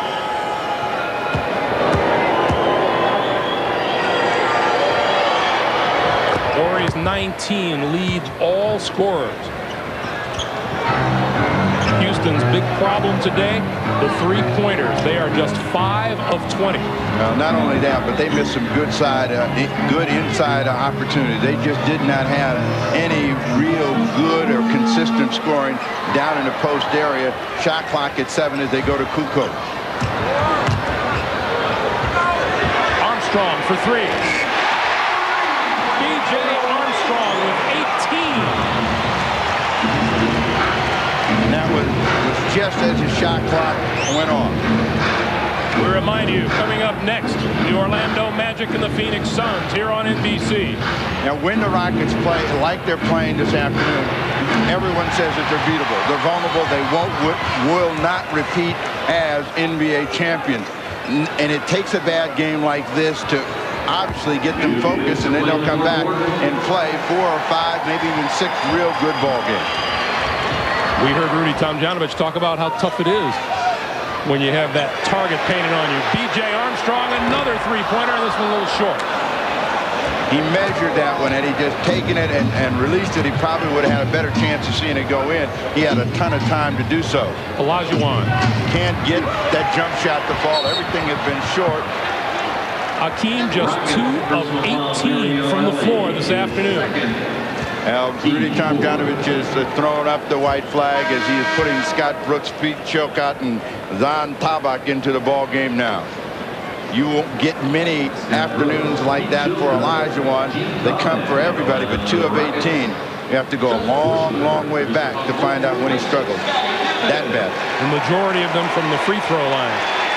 Back on November the 17th in Houston, the Rockets beat the Bulls 106-83. Chicago about to turn the tables with under a minute and a half to play. Armstrong. Nice. 20 points for B.J. Armstrong. It's been the backcourt of Armstrong and Kerr that have put the Rockets away here in the final quarter.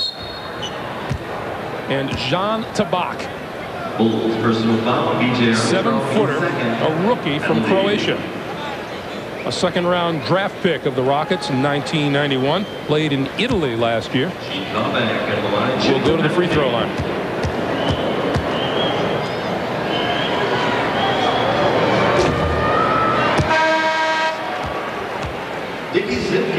Dickie Simpkins, the Chicago rookie out of Providence, is in for Luke Longley, who scored 4, and that center troika of Longley, Purdue, and Bill Wennington did a pretty good job on Hakeem Olajuwon today. They held him in check. They definitely held him in check. They never let them establish an inside game. He never got a rhythm, so they did their job. Bill Jackson now looking at a team that's going to win 2 in a row after losing 4. Over the top. 96-79. Coming up on 50 seconds to play. And Kukoc with the rebound. Those 3 Chicago centers totaled 17 points and 17 rebounds today. Simpkins. 6'10" rookie. Last half minute, Scott Brooks. And it just shows it's the red uniform today. Simpkins again.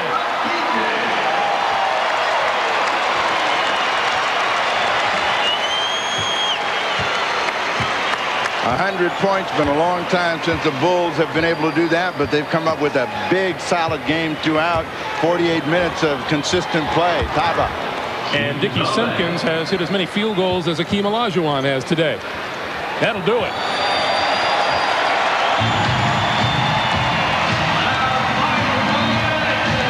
Houston held under 80 points 2 out of their last 3 outings. They just barely eclipsed that today. Big win for the Chicago Bulls, 100-81. And we'll come back to the United Center right after this. You're watching Sky Sports.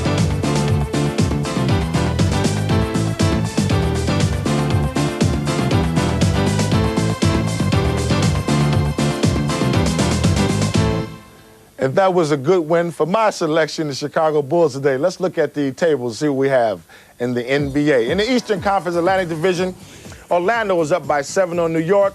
The Bullets are struggling at the bottom.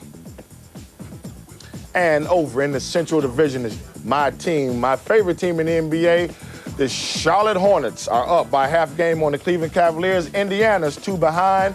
The Detroit Pistons, with all their injury problems, are 12.5 out. And over in the Midwest Division, the Utah Jazz, who are hot.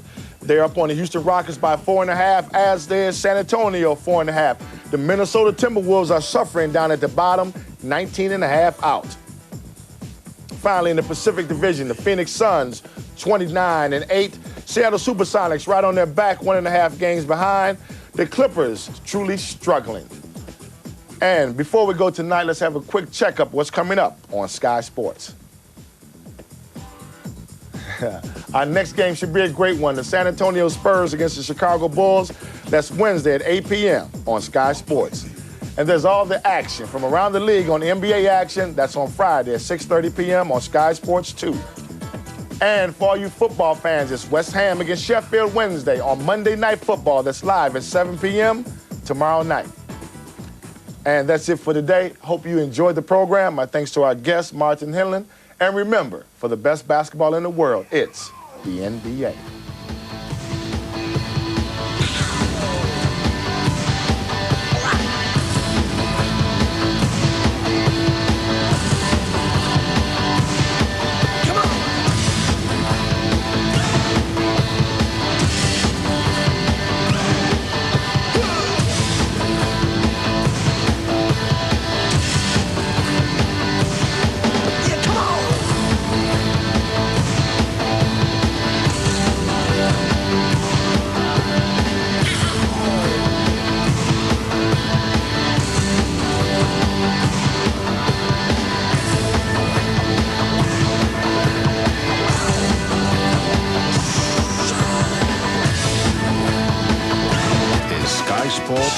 2.